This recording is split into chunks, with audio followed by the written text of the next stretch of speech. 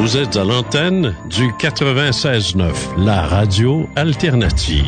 Nous émettons directement des studios de CJMD à Lévis. Mon nom est Jean Cazot.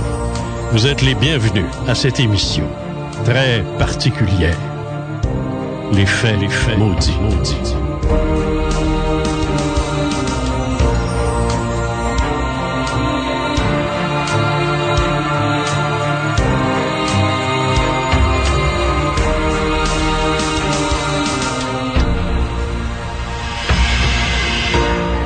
Aujourd'hui, j'ai une invitée très particulière.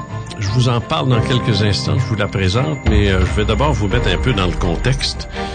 Lorsque j'ai débuté ma vie ufologique et métaphysique dans les années 60, 66, 67, je faisais un peu ce que je fais à l'heure actuelle. J'étais à la radio aussi, j'étais invité régulièrement à CKCV où je faisais une émission sur une base quasiment régulière avec l'animateur Pierre Champion à l'époque. Et c'était le samedi en plus, ça se peut-tu, samedi matin, c'est quand même spécial.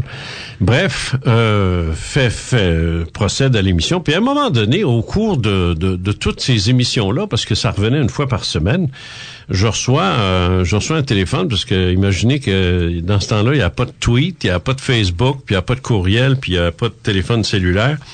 Alors, il y a quelqu'un qui a appelé à la station, puis qui a laissé la réceptionniste a laissé un petit papier rose à mon intention sur lequel était écrit « Rappelez Dr Labrie ». Oh, me dit, OK, je sais pas c'est qui lui, mais peut-être qu'il veut me soigner.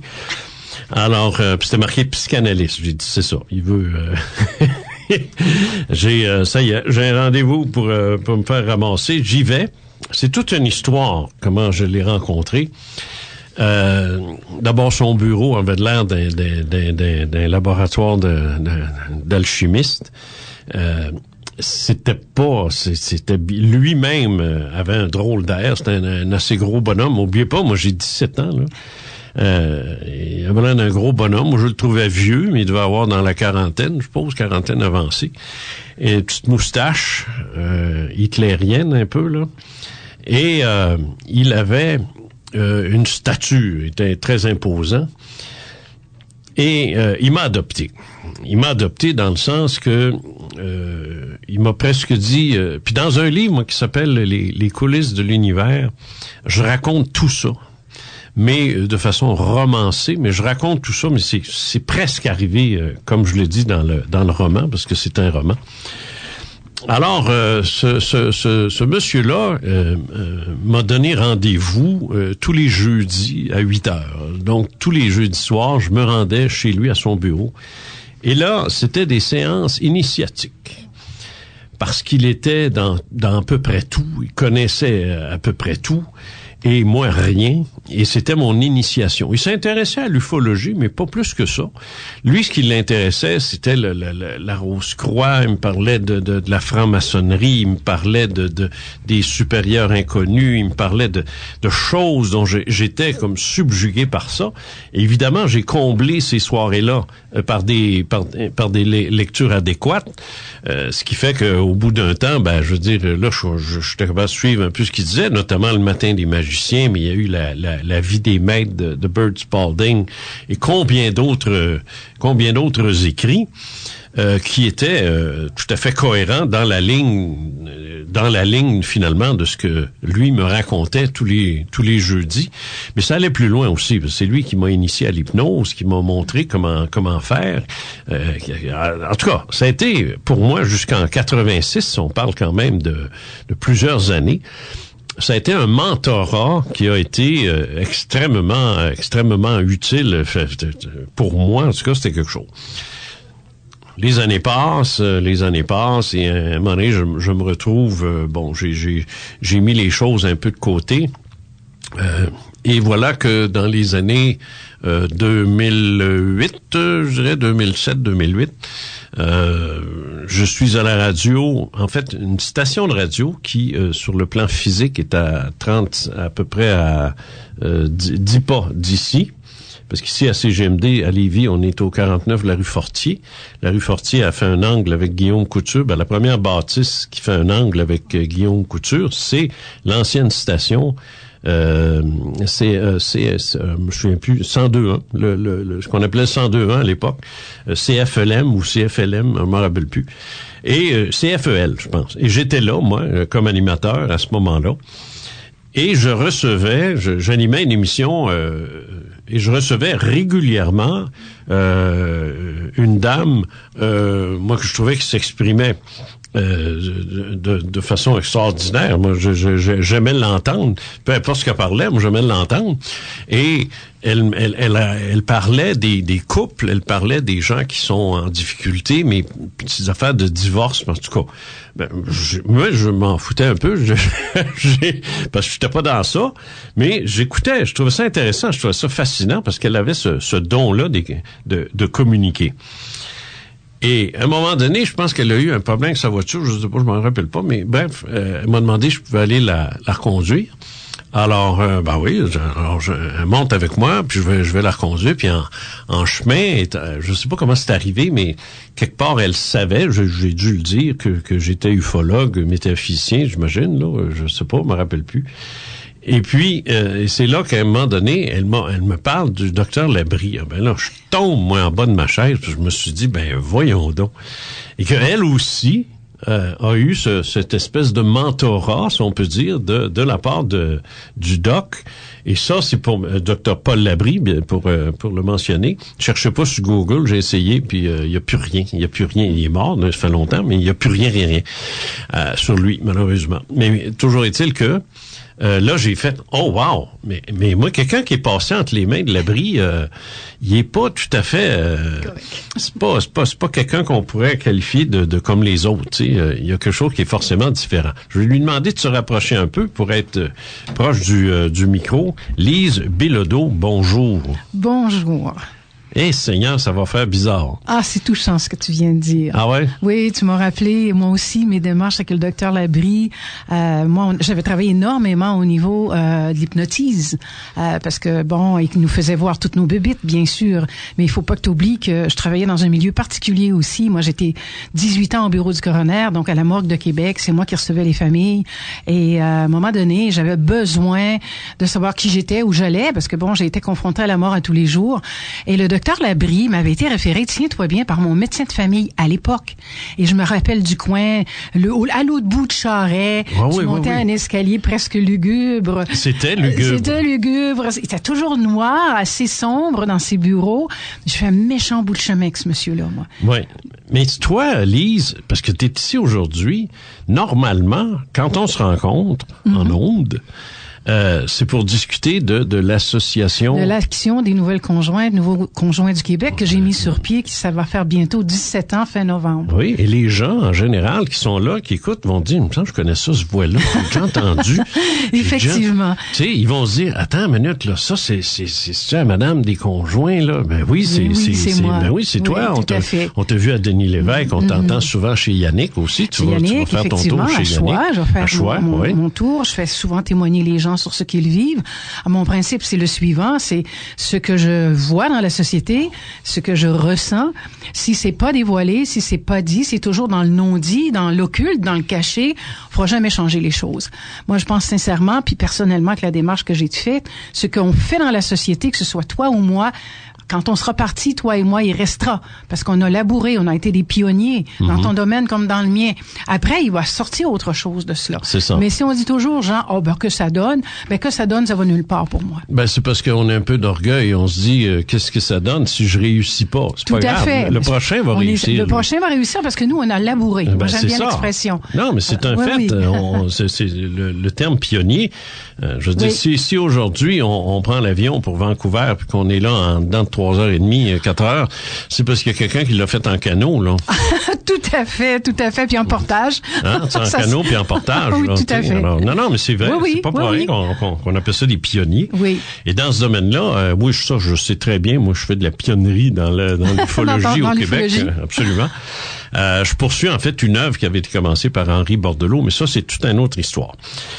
Maintenant, comment se fait-il que Lise Bilodeau, qui, comme je le lis ici, qui est présidente fondatrice de l'Action des nouvelles conjointes et nouveaux conjoints du Québec, fait dans une émission qui s'intitule « Les faits maudits », parce que c'est très clair que c'est pas de ça qu'on va parler aujourd'hui, mais de ton parcours. Parce que tu as un parcours qui est aux antipodes, si on peut dire, aux antipodes de ça. Parce que ça, c'est un thème, c'est un thème social, c'est un thème juridique presque. Tout à fait. Tu sais, parce que tu touches à ça, l'aspect juridique, tu touches à ça énormément, l'aspect social, empathique, l'aspect humain, émotionnel aussi, mais dans les normes de ce qu'on pourrait appeler de ce qui est socially acceptable, là, c'est socialement acceptable que tu t'occupes de ça. Tu sais.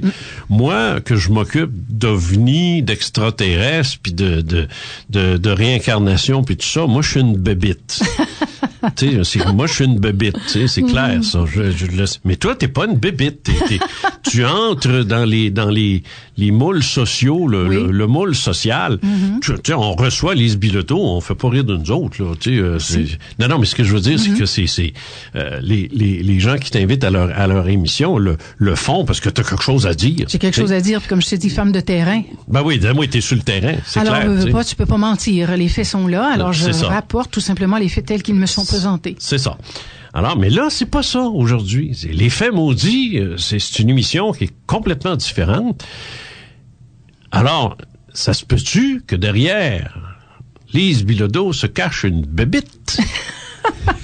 Sans aucun doute. Sans aucun doute. Alors, commençons par le début et la question traditionnelle que je pose à tous ceux qui viennent ici. D'où tu te sors, toi? Ben, écoute, j'aime l'expression la petite bébite parce que petite, je l'étais. Ah ouais? Je vous dévoile des choses que j'ai jamais dévoilées, mais mon papa, avant de décéder, m'a dit qu'il était né dans une maison hantée. Okay. Et l'histoire part de là, parce que ce soit du côté de mon grand-père, du côté de maman ou du côté de papa, les deux ont touché à la magie blanche. Ah oui. Je dirais même que du côté de papa, peut-être que le grand-père Bilodeau lui a poussé un peu plus loin. Mais papa, ça l'a toujours intrigué. Moi, je suis née au lac Mégantic et papa à Sainte-Cécile de Wheaton. Okay. Et quand papa me racontait qu'il avait vu ce grand cigare volant au-dessus de la traque, pour prendre son expression, toute petite, je savais qu'il y avait quelque chose qui m'attirait, qu'il y avait quelque chose de spécial, là. Puis chez nous, on trouvait ça mais tout à fait normal que je m'intéresse à ce que papa racontait, évidemment. Parce que chez nous, ils étaient très ouverts à ça. Chez nous, c'est combien papa, de personnes, maman, ça? On était quand même, moi je suis encore une petite bébite, parce que j'étais fille unique, mais à l'époque, les religieux passant, le curé passait à chaque fois, puis était découragé parce que papa avait pas d'autres enfants, donc lui en a fait adopter 3 autres. Ah non, mais oui, pas sérieux. Et sa misère a commencé là, parce qu'avant de mourir, il m'a dit, si j'avais eu juste ta maman et toi, on aurait sûrement eu moins de difficultés, parce que ce qui m'a marqué le plus, Jean, et c'est pour ça que j'ai connu le Dr Labrie, moi, ce qui m'a marqué le plus, c'est ma pauvreté. Alors, c'est pour ça qu'il fallait que je me défasse de cette chose-là. Alors, on aurait été moins pauvre, papa moins roché. Papa travaillait dans le bois. On allait, de 1 à 5 ans, j'étais dans le bois, dans les camps avec mes parents. Maman faisait la bouffe. Et j'étais là, moi aussi. Dans les camps de bûcherons. Dans les camps de bûcherons. J'ai grandi là-dedans de 1 à 5 ans. Ben voyons. Et après 5 ans, comme je te dis, pauvre curé qui passe, qui voit qu'il n'y en a pas d'autres, maman était anglaise, on comprend pourquoi. Alors, c'est pour ça que je te dis que ils ont été obligés, l'Église a obligé papa d'adopter les 3 autres enfants. Et bien sûr que malheureusement... Je comprends pas, il y avait une hache, ton père? Papa avait pas une hache, mais l'inquiétude que l'Église, qu'elle avait, elle avait une inquiétude, cette Église... C'est simple. Il disait toujours à papa, tu vas l'élever comme un égoïste. Eh ben, my God, à l'âge que j'ai, Jean, je pense que ce mot-là n'existe pas pour moi. Non, absolument pas. Non, pas du tout. Mais c'est drôle, hein, parce que je dis, mon beau-père a vécu la même chose, mais il s'est fait dire par le père de ma femme. Oui. Il s'est fait dire que t'en as passé, il y en avait 6. Il y en avait 6. Aïe. Alors, c'est lui qui a mis le prêtre dehors, le four Édouard. Parce que sa femme commençait à être malade. Elle était très aussi, malade. Passe-moi l'expression. Puis elle était plus capable. Alors, il a four Édouard. Puis, je veux dire, regarde, ça a été le plus beau geste de sa vie, en ce qui me concerne. Tu sais. Et la télépathie étant là, mes parents la pratiquaient. Quand papa était dans le bois. Attends, tu vas trop vite, toi, là. Wow. Vas-y. Wow, tu vas trop vite, toi, là. J'essaie de te suivre, là. Parce que...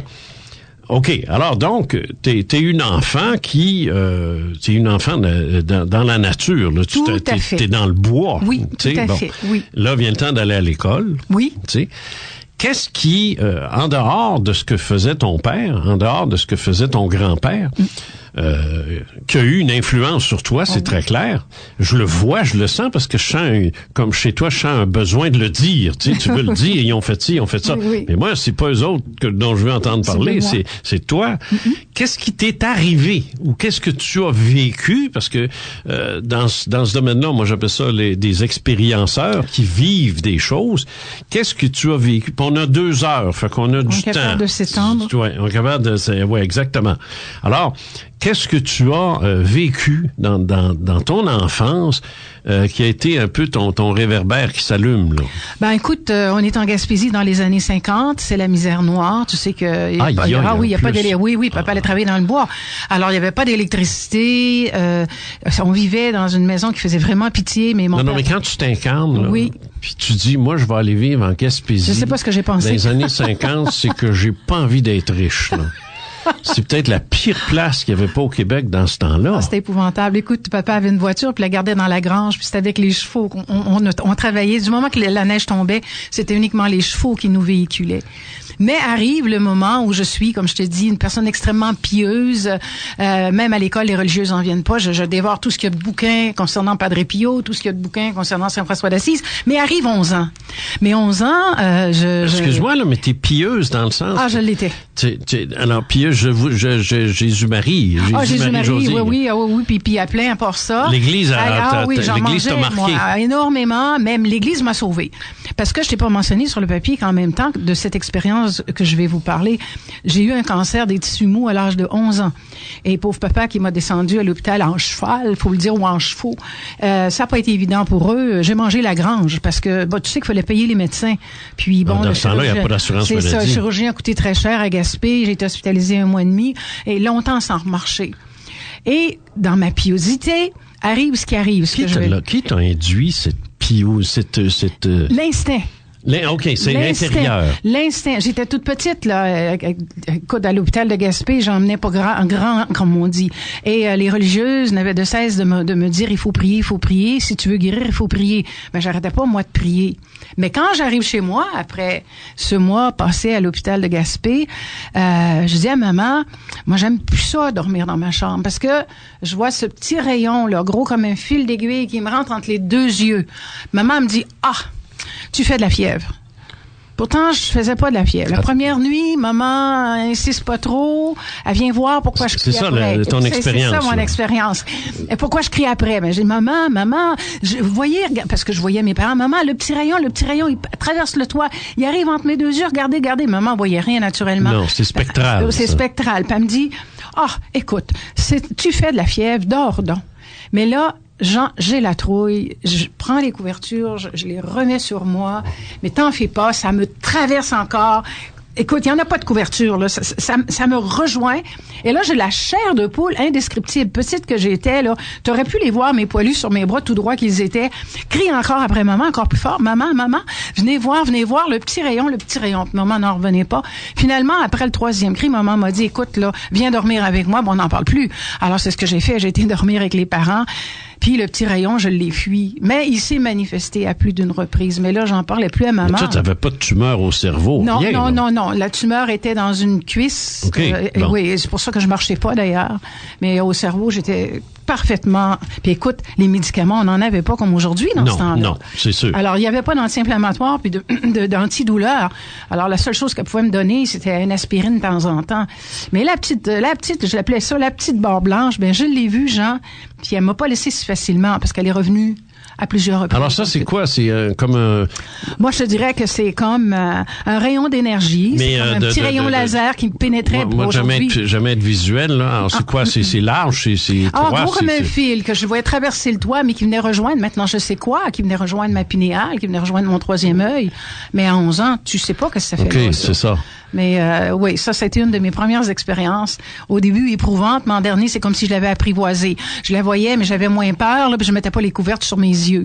J'attendais que ça passe. C'est comme ça que je vais le dire, j'appelle ça contacter, je sais pas comment, mais je pense que c'est un contact. Je peux pas dire oui, lequel. Oui, ça m'étonne. Je dis, c'est comme j'ai pensé à toi quand j'ai lu ton livre. Ma couronne, là, avec tout ce qui est venu se placer sur ma tête, là. Oui, c'est ça. J'ai vraiment plus pensé vieux, là, puis c'est arrivé qu'une fois, mais c'était intense, tout à fait, ça. Tout à fait. Alors, donc, dès 11 ans, tu vis cette espèce d'intensité. De Pentecôte.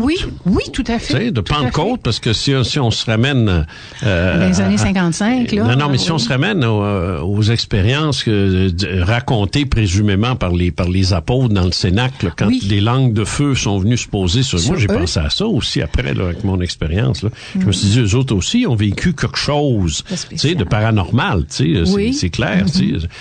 L'Église va te dire, ben non, c'est le Saint-Esprit. Ben, Saint-Esprit ou la fièvre pour le moment. Tu sais, je veux dire, oui, c'est ça. Mais il y en a pas moins que t'as vécu quelque chose dans ce sens-là. Je suis un peu étonné. Je savais pas que tu avais eu une enfance aussi... très dure, très rigoureuse, très pauvre. Papa passait des 3 mois dans le bois. Et c'est là que je te dis que les deux, il n'y en avait pas de cellulaire, hein, Jean, mais ils étaient très puissants en télépathie. Et à un moment donné, le frère de ma mère s'est gravement blessé.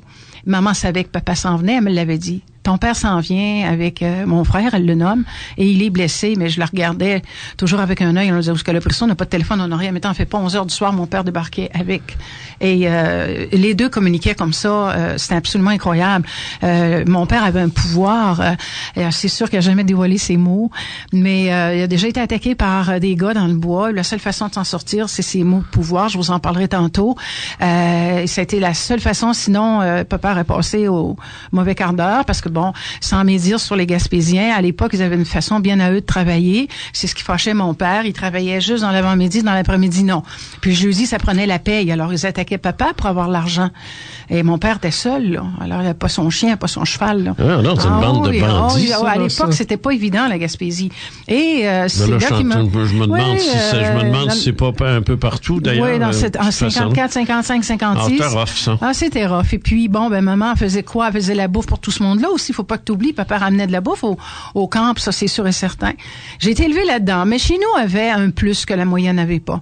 C'est que mon père voulait tellement que je n'ai pas le langage des Gaspésiens que papa m'envoyait chez les Ursulines à Gaspé. Donc moi j'étais une pensionnaire chez les Ursulines à Gaspé. C'est cher, ça. C'était très cher, mais il tenait. Et j'adorais lire, mes parents adoraient lire même s'ils n'étaient pas instruits. Alors c'est à partir de ça que j'ai l'éducation que j'ai. Okay. Grâce à mon père qui y tenait mordicus. Donc, à 11 ans, tu reçois ta première initiation. Oui, c'est ça. Et là, ça te... Mais là, t'es pieuse à ce moment-là. Pieuse religieuse. Oh oui. Ben, okay. Suffisamment pour vouloir devenir une religieuse et partir pour l'Afrique. Et mon papa a jamais voulu. À 11 ans?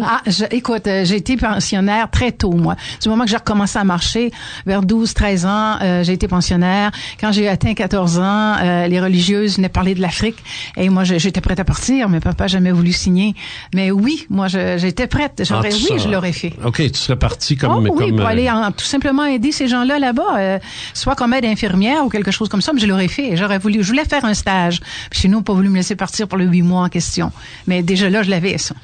Il a bien fait, ton père. Je sais pas s'il a bien fait, mais en tous les cas. Bref, à un moment donné, tu sors du pensionnat.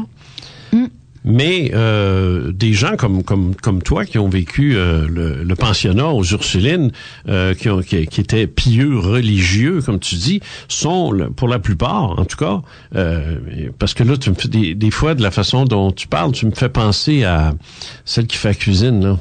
Ah oui, sœur, je sais pas quoi. Sœur, je sais pas quoi. Oui. Ouais. Pardonnez-moi, mais j'oublie son cerveau. C'est une huronne, sœur, oui. je sais pas quoi.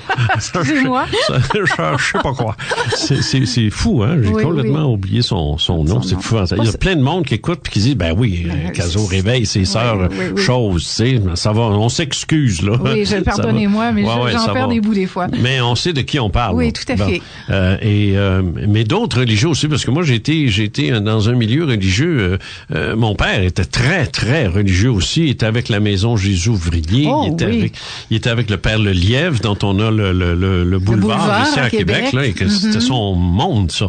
Alors moi, j'ai connu ça, ce milieu-là.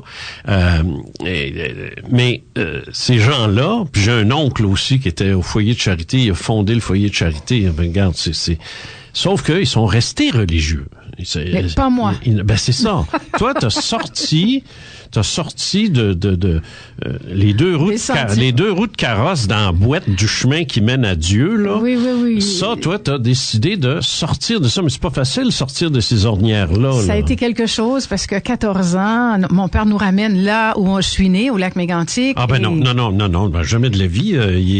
C'est le temps de la pause. C'est le temps de la pause. Parfait. Alors, c'est un bout. C'est le bout. On commence là, ça va devenir plus important. Fait qu'on va revenir immédiatement après la pause. Vous écoutez Les Faits maudits avec Jean Cazot sur les ondes de CJMD Lévis 96,9. Les propos tenus lors de cette émission relèvent de croyances et d'opinions personnelles. Vous en êtes les seuls juges. Vous écoutez Les Faits maudits avec Jean Cazot sur les ondes de CJMD Lévis 96,9. Ufologue et métaphysicien depuis 50 ans, il est l'auteur de nombreux ouvrages dans ce domaine et disponible partout. On est de retour à l'émission Les Faits maudits. Je reçois avec moi aujourd'hui Lise Bilodeau. Son parcours est fort intéressant et issu d'un milieu très pauvre, d'un milieu très religieux aussi. Elle pense qu'elle pourrait même devenir une religieuse missionnaire en Afrique. Finalement, il y a des choses qui vont changer. Et là, on est rendu à 14-15 ans et on est rendu là. Alors, oui. Alors donc, toi, t'es toujours pensionnaire. On est toujours pensionnaire et passe un incendie de forêt en Gaspésie. Papa revient nécessairement dans son patelin au lac Mégantic. Nous déménage. Donc, j'ai 14 ans. OK, fini la Gaspésie. Fini la Gaspésie. Mais 14 ans, difficile en ce sens que encore marqué par cette pauvreté. Je vous blague pas, j'allais à l'école avec les manteaux et les mythes avaient passé dedans et je cousais vraiment la petite dent de la mythe pour pas que ça paraisse trop. Bref, moi, il faut que je vous dise une chose. J'ai toujours été très aidée par les religieux et les religieuses de l'époque qui m'ont habillée, qui m'ont soutenue énormément moralement. Parce que c'est difficile de voir que les autres ont ci, ont ça et toi, tu l'as pas. Mais entre-temps, arrive la grande révolte. Moi, je suis révoltée, genre, comme t'as pas idée. La grande révolte de Lise. De Lise. Parce que Lise, elle est révoltée de voir aller tout ça. Excuse-moi, mais je veux pas dévoiler ton âge inutilement, mais on est dans les années... On est dans les années, je te dirais, 60 quelques, là. Parce qu'on était quand même 10 ans en Gaspésie, là. Okay. 60 quelques, 60 début, 60. Et tu es adolescente, là. Je suis adolescente. Et, papa est sévère. Ça, papa, j'ai toujours eu une admiration pour lui en vieillissant, mais quand j'avais 14 ans, je l'aimais moins. Je l'appelais mon patriarche. Papa était extrêmement sévère. On faisait pas de bicyclette, on faisait pas ci, on faisait pas ça. Et j'ai tourné de bord. Moi, ça a été terminé, la religion catholique, le jour où j'ai rencontré quelqu'un qui était baptiste. Oh, shit. Et j'ai fait un bout, je te jure, avec eux. Mon pauvre père savait plus où donner de la tête, savait plus quoi faire avec ça. C'est les pires. Oui, mais j'ai lu. Alors, j'ai lu énormément. Donc, j'ai vu que la Bible existait, qu'on pouvait la lire, que les évangiles existaient, qu'on pouvait les lire. Puis, ça a été une crise, comme je te dis, chemin faisant. Veux-tu pas que ton livre sort? Et naturellement, je me souviens de l'avoir fait venir, ton petit bouquin gris que j'ai tant aimé. Ah mon Dieu, manifeste pour l'avenir. Oui, je l'avais. Oui, mais 1972. Oui, mais là, je vois qu'il y a autre chose, puis que dans le fond, la religion, c'était bon pour moi de savoir ce qui se passait là-dedans, mais moi, reste derrière ma tête toujours la question, genre, mais qui je suis, puis où je vais, puis à quoi on sert ici? Est-ce qu'on sert à quelque chose et on meurt pourquoi? Et en même temps, pour moi, vous allez comprendre pourquoi j'ai fait ça, c'est en même temps de tourner le dos au dogme de la religion catholique. Parce que, 10e année, 11e année venant, papa pas capable de me garder à l'école normale, je sors de l'école normale, mais me rentre, vous allez voir pourquoi l'action des nouvelles conjointes, me rentre tout de suite dans un bureau d'avocat. J'étais jeune, là, j'avais même pas 20 ans. J'ai commencé à travailler, j'en avais 16. J'ai travaillé dans un bureau d'avocat à raison de $20 semaine. Et la révolte l'a grondé, parce que j'en ai vu des choses, je comprenais plus rien, je les détestais, les avocats, parce que j'en avais un, je travaillais pour lui. Alors, arrive ce qui doit arriver, là. Genre, je suis révoltée, je suis avec les pentecôtistes, je lis tout ce que je peux trouver là-dessus. Les baptistes pentecôtistes. Mais, papa me laisse aller. J'étais musicienne, comment je suis rentrée là, c'est parce que j'allais jouer de la musique à leur cérémonie. Alors tu comprends, quand ils faisaient leur chant d'église, c'est moi qui jouais à l'orgue à ce moment-là. Ah, OK, tu étais organiste à ce moment-là. Moi chez nous, il y a toujours eu un piano. Et puis arrive ton bouquin où je suis encore très très très très intéressée par ça, mais rentre aussi dans ma vie tous les livres qui concernent bien sûr le Tibet. Ah. Et là, mon père commence à s'affoler parce que pour lui, je vais me perdre là-dedans. Annie Besant? Oui, parce que quand je suis rentrée à Québec ensuite, on était chercher j'ai été chercher la Société théosophique, donc j'ai lu du Besant. La Société théosophique, c'était aussi, Blavatsky, l'Isis dévoilée de Blavatsky. Rudolf Steiner. Oui, j'ai adoré. Lui, là, j'ai fait tous ses bouquins. Après ça, j'ai été chercher, bien sûr, Krishnamurti, que j'ai bien aimé. Alors voilà, c'est pour ça que je te dis que j'ai sorti du lac Mégantic, puis en sortant du lac Mégantic, ce que j'ai fait, j'ai été tout de suite membre de la Société théosophique de France. OK. Et là, j'abandonne les pentecôtistes. Parce que toi, quand tu roules, tu roules. Oui. Alors là, je vais essayer de te suivre, là. Si je comprends bien, t'as décroché de la religion. Complètement. Mais t'as pas dit pourquoi. T'étais sur le point de le dire. T'as dit, là, j'ai arrivé ça, puis j'ai décroché de la religion catholique. Qu'est-ce qui t'a fait décrocher? Quand je suis entrée, Jean, au bureau d'avocat pour lequel je travaillais, ça a été extrêmement difficile pour moi, qui était, je pense, un enfant très pieuse encore, même si j'avais bifurqué. Je n'arrivais pas à comprendre comment est-ce que les avocats pouvaient être terribles envers les gens, puis que les avocats mettaient les gens carrément dans la rue, saisissaient leurs granges, leurs animaux. J'ai vécu des choses, dis-je, épouvantables quand j'ai travaillé dans ce bureau d'avocat-là au lac Mégantic, mais ça m'a tellement heurté. Et tenez-vous bien, mon avocat, ce qu'il faisait, il allait à l'église avec son papier et son crayon. Le lundi matin, quand j'arrivais, c'était sur le comptoir, puis il me disait, un tel, un chapeau neuf. Puis un tel va chercher son dossier puis exécute le jugement. Un autre tel, ciel. J'ai vu qu'il avait changé de voiture. Gêne-toi pas, fais telle affaire, va saisir son salaire. Alors moi, j'étais... lui, il allait à l'église pour voir qu'il y avait un manteau neuf, qu'il y avait un chapeau neuf. Et moi, là, ça a été de top hésite, là, ça m'a révolté. Mais ça, c'était pas une manœuvre de l'Église, c'était une manœuvre d'avocat. C'était un avocat véreux. Pour que ses créanciers soient contents de lui, satisfaits de lui, et qu'il récoltait l'argent quand il collectait rapidement. Et c'est là que moi, là, ça a craché. Ouais, on a un bon mot en français pour ça, mais... Oui, on le dira pas. Mais moi, j'y pense encore. Mais j'ai trouvé ça extrêmement exigeant. Il y a même un sport, tu sais, de ça. Ouais. J'ai trouvé ça très exigeant. Puis il fallait que je travaille. Là, arrive ce qui arrive. Je deviens... Mais tu m'as pas encore dit pourquoi t'as décroché de la religion, parce que ça, c'était pas ça. J'ai décroché de la religion parce que là, je commençais à lire beaucoup. Et au-delà de... Puis là, j'avais un peu de sous, donc je pouvais racheter des bouquins. Et là, je bifurquais davantage de tout ce qui s'appelle le dogme, que ce soit la religion catholique, les pentecôtistes, etc. OK, mais tous ceux qui avaient été, tous tes contemporains, qui jeunes ont été baignés dans la religion comme toi, sont restés dans ça. Oui. Ou alors, ils sont sortis, mais ils n'ont pas remplacé ça. Et ils sont en allés dans le sport, la musique, les arts, la politique, whatever, n'importe quoi, mais pas ça. Pas les faits maudits, si je peux dire. Mais toi, t'as pris toute cette énergie-là, qui était religieuse, et tu l'as quasiment distillée par un procédé alchimique. Jean Morissette serait content de nous entendre. De nous entendre. Par un procédé alchimique, t'as comme distillé tout ça pour aller chercher la pierre philosophale, si on peut dire. T'es allé chercher l'essence même de la spiritualité. C'était une question de survie. Mais c'était baveux de faire ça dans ces années-là. Mais c'était terrible parce qu'il fallait le garder caché. Mes livres, je les cachais parce que je voulais pas que papa se rende compte. Mais tu sais que pour moi, c'était comme un besoin. Il fallait que je trouve autre chose que... Je vais dire sans blesser personne. Moi, il fallait que je sorte de mon coin du lac Mégantic. On vivait pauvrement. Moi, de cette pauvreté-là, je l'avais toujours haï, détesté. Moi, je voulais être plus que tout ça. Et naturellement, comme j'étais maniaque de la lecture, ça m'a ouvert des portes comme vous avez aucune espèce d'idée. Je quitte le lac Mégantic, toujours en lisant plein de trucs, en échangeant avec plein de gens sur la planète. J'arrive à Québec et qu'est-ce que je rencontre pas? Quelqu'un qui m'initie à la Société théosophique de France. Ça, je la connais pas. Ah, c'est merveilleux. C'est le groupement ADIAR. Ça a été... Elle dit quoi? ADIAR, A-D-D-Y-A-R. Ça s'appelle de même. Dis-les plus lentement si les gens veulent googler. ADIAR, vous cherchez A, D comme Daniel, un autre D, Y-A-R. Vous allez voir ce que ça dit. ADIAR. Ça dit qui a créé, finalement, la Société théosophique? C'est Elena Blavatsky. Donc, OK, d'accord. Elena Blavatsky. Oui, mais ça, je connais ça. Oui, c'est ça. Alors, c'est mais pour je ça pensais pas que c'est parce que c'est la version française. Oui, moi, je lisais dans le texte, alors c'était pas... Elena, j'ai lu tous ses bouquins. Ben oui, là, la écoute, doctrine. Ça, la doctrine, oui, la et là, ça doctrine rentre au poste, oui. ça. Ah, écoute, ça m'a donné la force. J'allais travailler, j'avais commencé à travailler à la morgue à Québec, là, quand je suis rentrée dans les années 70.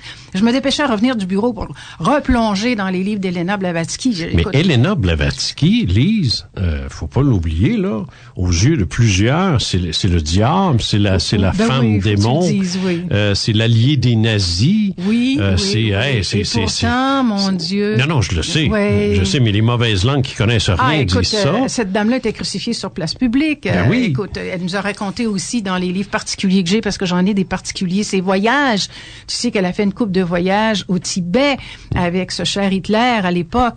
Et lui, il voulait aller voler, bien sûr, les symboles des lamaïstes. Et elle lui disait, quand elle est revenue en train avec lui, écoute, fais bien attention, tu es en train de changer le symbole, tu es en train de le dessiner à l'envers, alors qu'il faisait plutôt de faire une dextrogire, il faisait une sinistrogire. C'est ça. Alors, comme on dit en bon québécois, passez-moi l'expression, le bordel a commencé là aussi, si on croit à certains niveaux. Bref, Elena Blavatsky fonde la Société théosophique, mais elle est presque crucifiée. Arrive avec elle Annie Besant, Krishnamurti qui l'a épaulée, et combien d'autres. Il y avait le Tibétain, j'ai toujours cherché qui était derrière le Tibétain, mais c'est un monsieur qui avait pris ce nom-là, et puis qui évoluait dans la Société théosophique, lui aussi, pour ne pas se faire crucifier sur la place publique.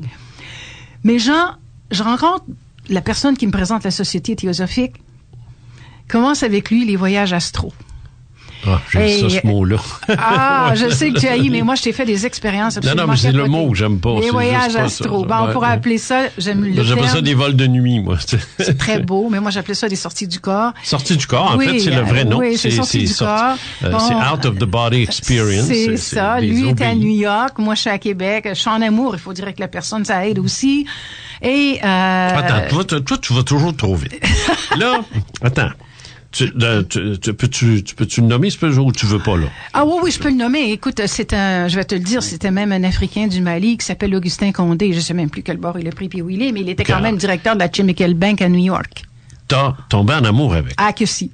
Avant de faire des voyages astrales. Avant, oui. Vous avez fait d'autres sortes de voyages. D'autres sortes de voyages. Bon, c'est ça. Alors, c'est l'amour d'abord. L'amour d'abord. C'est ça. Avec un Africain, finalement, ce qui est une continuité de ton désir d'aller en Afrique. D'aller en Afrique.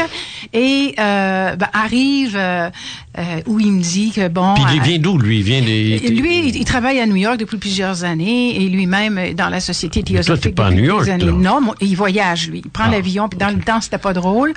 Alors, il prenait quand même l'avion pour venir me trouver. C'était pas drôle, un noir qui sort avec une blanche non plus. À l'époque, il fallait le faire dans les années 70. C'est presque interdit. Aussi, on n'est pas en Alabama, quand mais... tu dis que j'étais la petite bébite, je l'ai été souvent. Et, écoute, à côté spirituel, j'en mangeais du moment qu'il me parlait de ça. Oh, c'était dans ça. Il était là-dedans, lui, par-dessus les oreilles. Et j'avais lu tous les gens, les Québécois connaissaient à l'époque, l'été Lobsang Rampa. Oui, Lobsang Rampa. Tout lu puis quand il a vu que j'avais lu tout ça, que je lui parlais de ci et de ça, il dit, on va en faire. Alors moi, je suis à Québec et il me donnait l'heure précisément. Détends-toi et compte tant de minutes. Et je vais être au pied de ton lit. Je te dis, Jean, autant que tu es devant moi, j'ouvre mes yeux et il est devant mon lit. Il a fait sa sortie astrale. Maintenant, il fallait que je le fasse, moi aussi. Mais attends, là, c'est plus qu'une sortie astrale. C'est quelque chose. Parce que, il faut toujours, dans les rencontres spectrales, il faut déterminer les capacités médiumniques spontanées de un ou de l'autre. Ah oui. C'est-à-dire, et je m'explique. Vas-y. C'est que tu es au pied de ton lit. Mm-hmm. Tu fais un appel, si on peut dire, un appel télépathique d'une certaine façon, pour dire à son prénom déjà. C'est Augustin. Je suis prête. Alors, tu dis à Augustin, viens. Là, OK, on commence. Là, c'est parti. Moi, j'essaie de sortir, puis toi, tu fais de même. Ça. On fait un petit on se rencontre quelque part. On se rencontre à quelque part. Bon, c'est ça. Et là, il apparaît au pied de ton lit. Est-ce que, au moment où il apparaît au pied de ton lit, est-ce que tu es dans un état d'éveil ou d'alpha avancé ou les yeux fermés ou quoi? J'ai les yeux ouverts, mais j'ai un état de méditation profonde parce que le rituel... Mais les yeux sont ouverts. On soit bien centré, les yeux bien ouverts. Il y a des mantras à réciter, c'est ce que j'ai fait. Et oui, puis, mais ce que je veux savoir, c'est les yeux sont ouverts. Non, tout à fait. Bon. À Donc, fait. est-ce que tu le vois avec ton cœur, comme on dit, ou tu le vois avec ton esprit, ou tu le vois avec tes yeux physiques? Moi, je l'ai vu vraiment. J'aime le terme que tu as employé, le spectre. Oui. Moi, je l'ai vraiment vu. Tel qu'elle... avec mes yeux. Et même, je lui ai décrit parce qu'il tenait. Parce qu'il était très... rigoureux. Oui. Il voulait absolument que je lui décrive ce qu'il avait sur le dos. Est-ce que, selon toi, moi, c'est ça que... Moi, je fais l'enquêteur. Là. Vas-y. Parce que quand tu enquêtes dans les rencontres spectrales, je le répète, il faut que tu détermines, est-ce que c'est Augustin qui a dégagé suffisamment d'énergie pour être vu, ou est-ce que c'est Lise qui a cette capacité ou qui a développé à ce moment-là la capacité de le voir? C'est pas la même chose. Non, c'est pas la même chose. Et la meilleure façon pour te poser la question, si moi j'étais entré dans ta chambre à ce moment-là, sans faire de bruit, sans que tu saches que je suis là, est-ce que je l'aurais vu? Non. Bon. Donc, non, mais je suis content de ta réponse. Non. C'est drôle, hein? Tous ceux à qui je pose, c'est incroyable. Tous ceux à qui je pose cette question-là, quand ils me disent qu'ils ont vécu ça, c'est non. Non. Les 2 petits points ses hanches, non. C'est pas à toi, non. ça. C'est à non, moi. C'est moi. Donc, c'est ta capacité. Probablement. C'est pas lui qui a dégagé suffisamment d'énergie pour être vu. C'est toi qui es sorti de ton corps et qui l'as vu dans la dimension où il se trouvait. Puis c'est important que je le dise, ça, parce que c'est pas une apparition. Non. C'est pas une apparition. Non. Une apparition, je rentre dans la chambre, puis je le vois, puis je fais Vous aussi, « Ah, c'est qui ça? » Oui, tout à fait. Non, bon. Moi, c'est non. OK, alors c'est bon. C'est Ça, clair. ça, c'est clair. Ça fait mon bonheur, ça. Non, mais c'est parce que ça met les choses bien en perspective. En perspective. Qu'est-ce qu'il y en a, là? Oui. Alors, donc, t'as pas rêvé, évidemment, mais tu l'as vu dans le maudit mot que j'ai eu, mais enfin, tu l'as vu dans l'astral, comme on dit. Oui, effectivement. C'est ça. Mm-hmm. OK. Ça, j'ai vécu des choses du genre, puis ben des gens aussi ont vécu des choses du genre, parce que ça, c'est correct, c'est normal, ça. Ce qui est les plus difficile à accepter, c'est un esprit qui apparaît, oui, puis qui est visible à tous. Ah, ça, c'est pas évident. Parce que ça existe, mais c'est rare en maudit, parce que la caméra va réussir des fois à aller les chercher, mais pas l'œil humain. Faut pas oublier que Fatima, j'allais te le dire, n'a jamais été vue par personne d'autre que les 3 enfants. Que les 3 enfants. Il y a du monde qui pense qu'il y a eu 80 000 personnes qui ont vu la Sainte Vierge avec son chapelet et son spot sur la tête. Non. C'est pas vrai. Elle n'a jamais été vue par personne d'autre que les 3 enfants. Bon. Alors, c'est pas des apparitions, ça. Tu sais, une apparition, là, c'est une apparition. C'est que tout le monde le voit. C'est que moi, j'appelle Guillaume dans son bureau, je viens voir. Il y a voir l'apparition qui est en studio ici. Puis ça reste. Puis ça reste là. Puis là, tout le voisinage peut venir, puis elle va être là. Mais ça, là, c'est rare. Extrêmement rare. C'est pour ça que dans ta question. Non, mais mon livre porte sur ça, sur les rencontres spectrales. C'est une maudite différence, ça. C'est pas pareil. Non, c'est pas la même chose. Donc, tu vis, à ce moment-là, une espèce oui, c'est ça, une rencontre spectrale où Augustin est là. Et là, mais c'est déjà très bien, merci. Très bien, c'est pas évident de faire ça, là. Justement. Alors, on a cheminé ensemble avec, dans la Société théosophique, bien sûr. Il m'a acheté une tonne de bouquins que, naturellement, lit encore. Mais chemin faisant, la relation se brise. Ben oui. Pas parce qu'on s'aimait pas, mais vous en reviendrez pas à ce que je vais vous dire. Je ne pouvais pas supporter le froid. Alors, écoutez, partir de New York, fermer sa banque comédie, puis aller prendre l'avion, puis arriver ici à Ancienne-Lorette, c'était pas ce qu'on a aujourd'hui. Ah non, j'ai découragé mon homme, alors on s'est laissé, mais comme vous pouvez voir, il y avait aucune... Moi, j'ai trouvé que cet être-là avait eu sa raison d'être dans ma vie, parce qu'il m'a amené, je vais vous le dire carrément, à une échelle plus haute. Ben oui, c'est sûr. On est toujours accompagné par quelqu'un. C'est merveilleux, c'est un plus que d'avoir rencontré cet être-là. Alors, l'homme n'étant plus là, l'amoureux n'étant plus là, je délaisse la Société théosophique de France, c'est comme ça qu'on dit ça. Il était c'est ça. Autrement dit, j'avais pris ce dont j'avais besoin là dans ça. C'est ça. Puis c'était aussi associé à une relation personnelle. Personnelle, intime. Elle étant terminée, je passe à autre chose. Tu passais à autre chose, ça fait partie. Il y a un mot à ça. On appelle ça évoluer. Merveilleux. Bon. Alors, toujours est-il que tu sais que moi puis mes étrangers travaillent toujours, bien sûr, à la Morgue de Québec. Je trouve le travail difficile. Bien sûr, tu l'as dit tout à l'heure. Oui, mais je le dis encore parce qu'il en arrive un autre. Non, mais attends.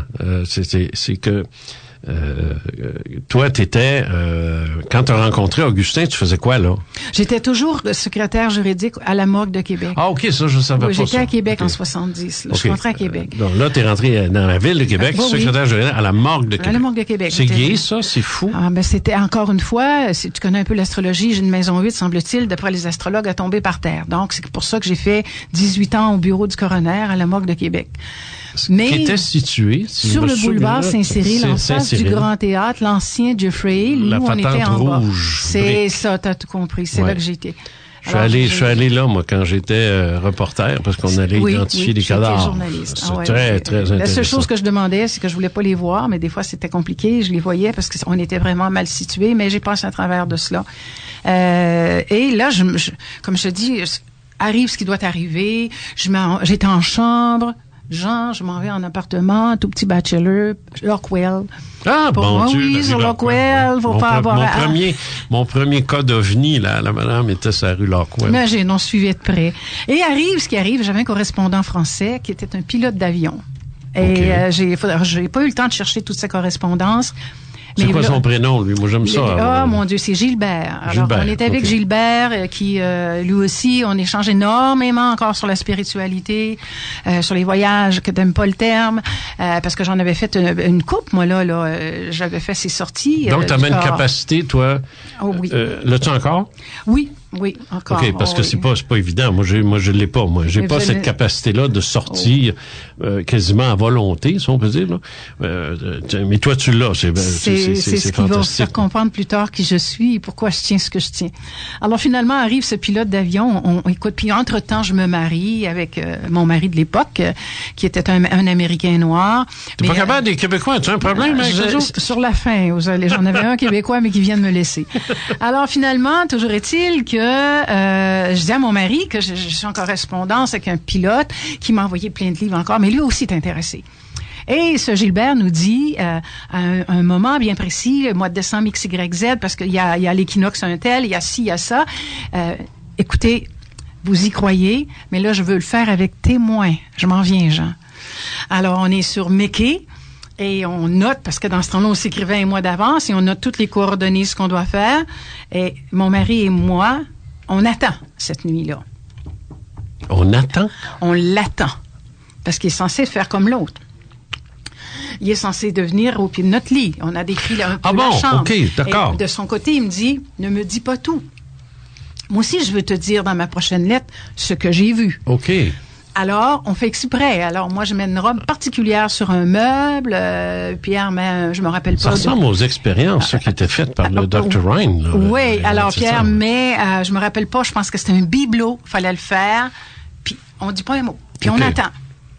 Et là, je t'avoue qu'on a eu la chair de poule tous les deux. Il est arrivé comme l'autre, au pied du lit. Bing, bang.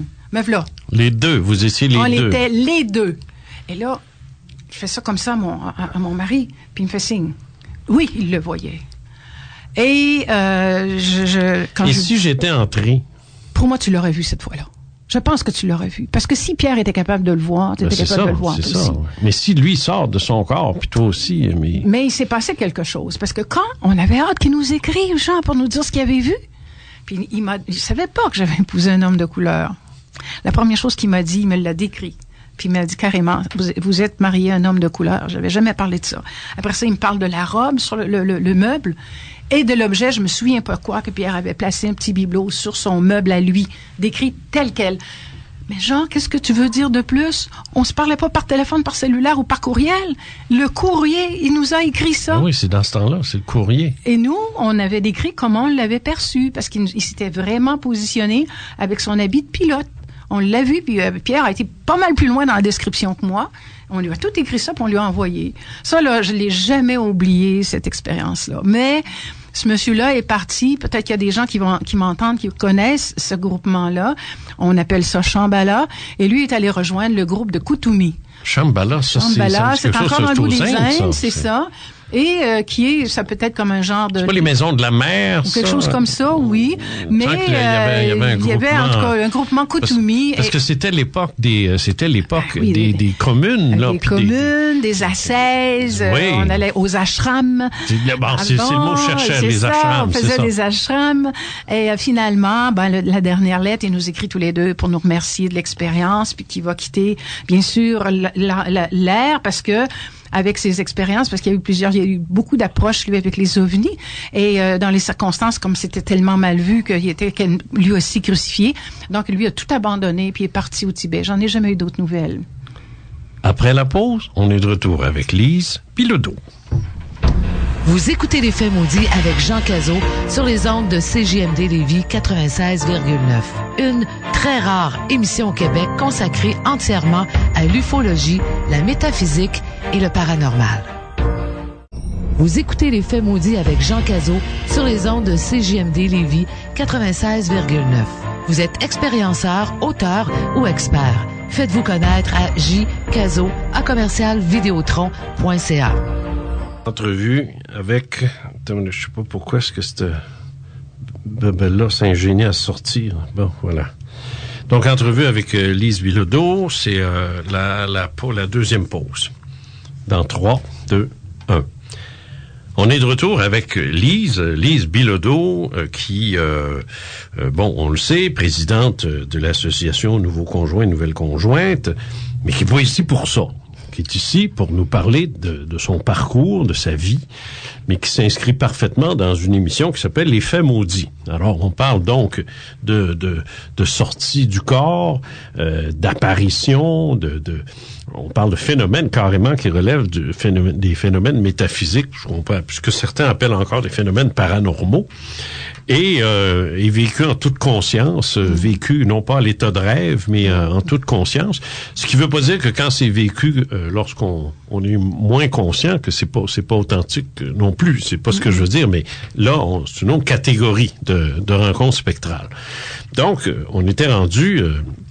Lise, ou avec ton mari, Pierre, à l'époque, vous tous les deux avez observé la présence calculée, programmée, voulue, tous les trois, de Gilbert, un pilote français, un pilote d'Air France. Air France, effectivement. C'est ça. Alors, il est commandant de bord d'Air France et il fait pas juste voler en avion, il se déplace psychiquement. Et va rentrer chez vous, et vous allez le voir tous les deux, et lui va confirmer, j'imagine, par courrier, ce qu'il a vu, parce que tu avais placé des objets et des choses. On a placé des objets, puis il les a décrits, et d'autant plus, comme je me répète, je n'avais pas mentionné que mon mari était de couleur, moi j'avais juste dit que j'étais mariée, c'est tout. Mais écoute, lui, la correspondance entretenue n'était pas pour être en amour. La correspondance entretenue était pour qu'on puisse tisser des liens au niveau de notre spiritualité, si on peut s'exprimer ainsi. Est-ce que tu serais capable, puis là, c'est pas une proposition que je te fais, est-ce que tu serais capable de le refaire? Je pense seul, forcément. Parce que là, je serais peut-être capable de le refaire, mais faudrait que je me détache. Je vais m'expliquer. C'est quand on fait ces choses-là, il faut qu'il y ait quand même une base. Alors, dis-toi que quand j'ai vu mon pilote, je faisais énormément de yoga. J'avais commencé le yoga aussi. Alors, il faut apprendre à méditer. J'ai fait ça souvent, énormément. Je le fais encore. C'est la clé. Je me recentre. Moi, je pense que en me détachant, parce que vous allez comprendre pourquoi que j'ai l'association, j'arrive à me détacher. Et je reviens ici. Je reviens dans mon centre. Je te recentre. Tout à fait. Je dirais que oui, parce que j'ai continué, moi. Ça s'est pas arrêté avec mon mari puis le pilote français. Non, je sais. Alors, mais c'était la question que je voulais savoir. Oui, je pense que je pourrais poursuivre. D'accord. Parce que le problème, c'est que beaucoup de gens qui sont sceptiques là-dessus diraient, c'est vrai, pourquoi est-ce qu'elle le fait pas là? Tu sais, mais ça marche pas de même. Non. Ça, ils ont de la misère à comprendre ça. Écoutez, c'est pas un claquement de doigts, non, c'est ça. C'est pas un on and off, sa lumière. Non plus. C'est écoute, ces choses-là, il faut quand même, comment je dirais, les apprivoiser. Tu fais pas ces sorties-là en disant je fais une sortie. Non. Non. Écoute, moi-même avec M. Labrie, je les avais travaillés, puis il m'en faisait faire une puis un autre. Mais j'étais guidée. J'ai commencé par être guidée.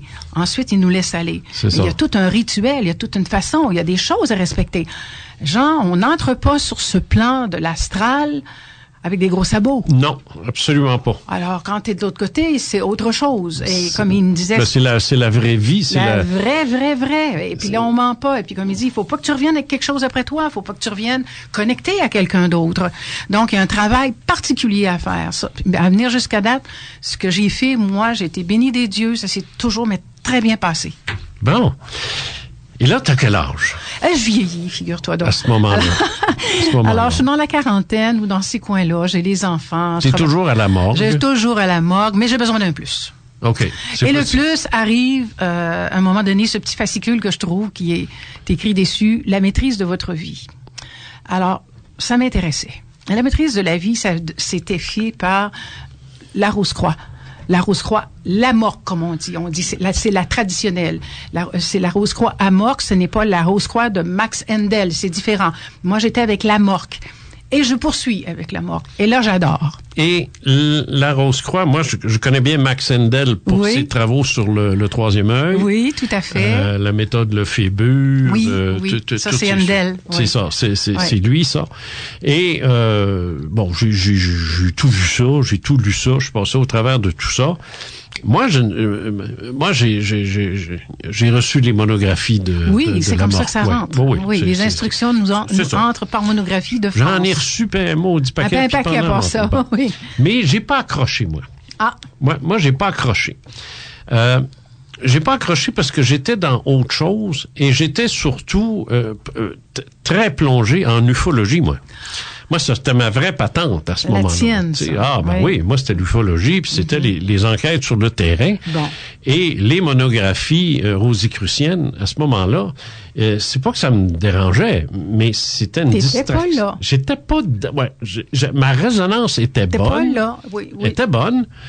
Mais non, mon destin est pas là. Ouais, mon destin est pas là. C'est correct que je le sache. Ça va probablement me servir. Parce que moi, j'ai toujours fonctionné input-output. Je m'explique rapidement.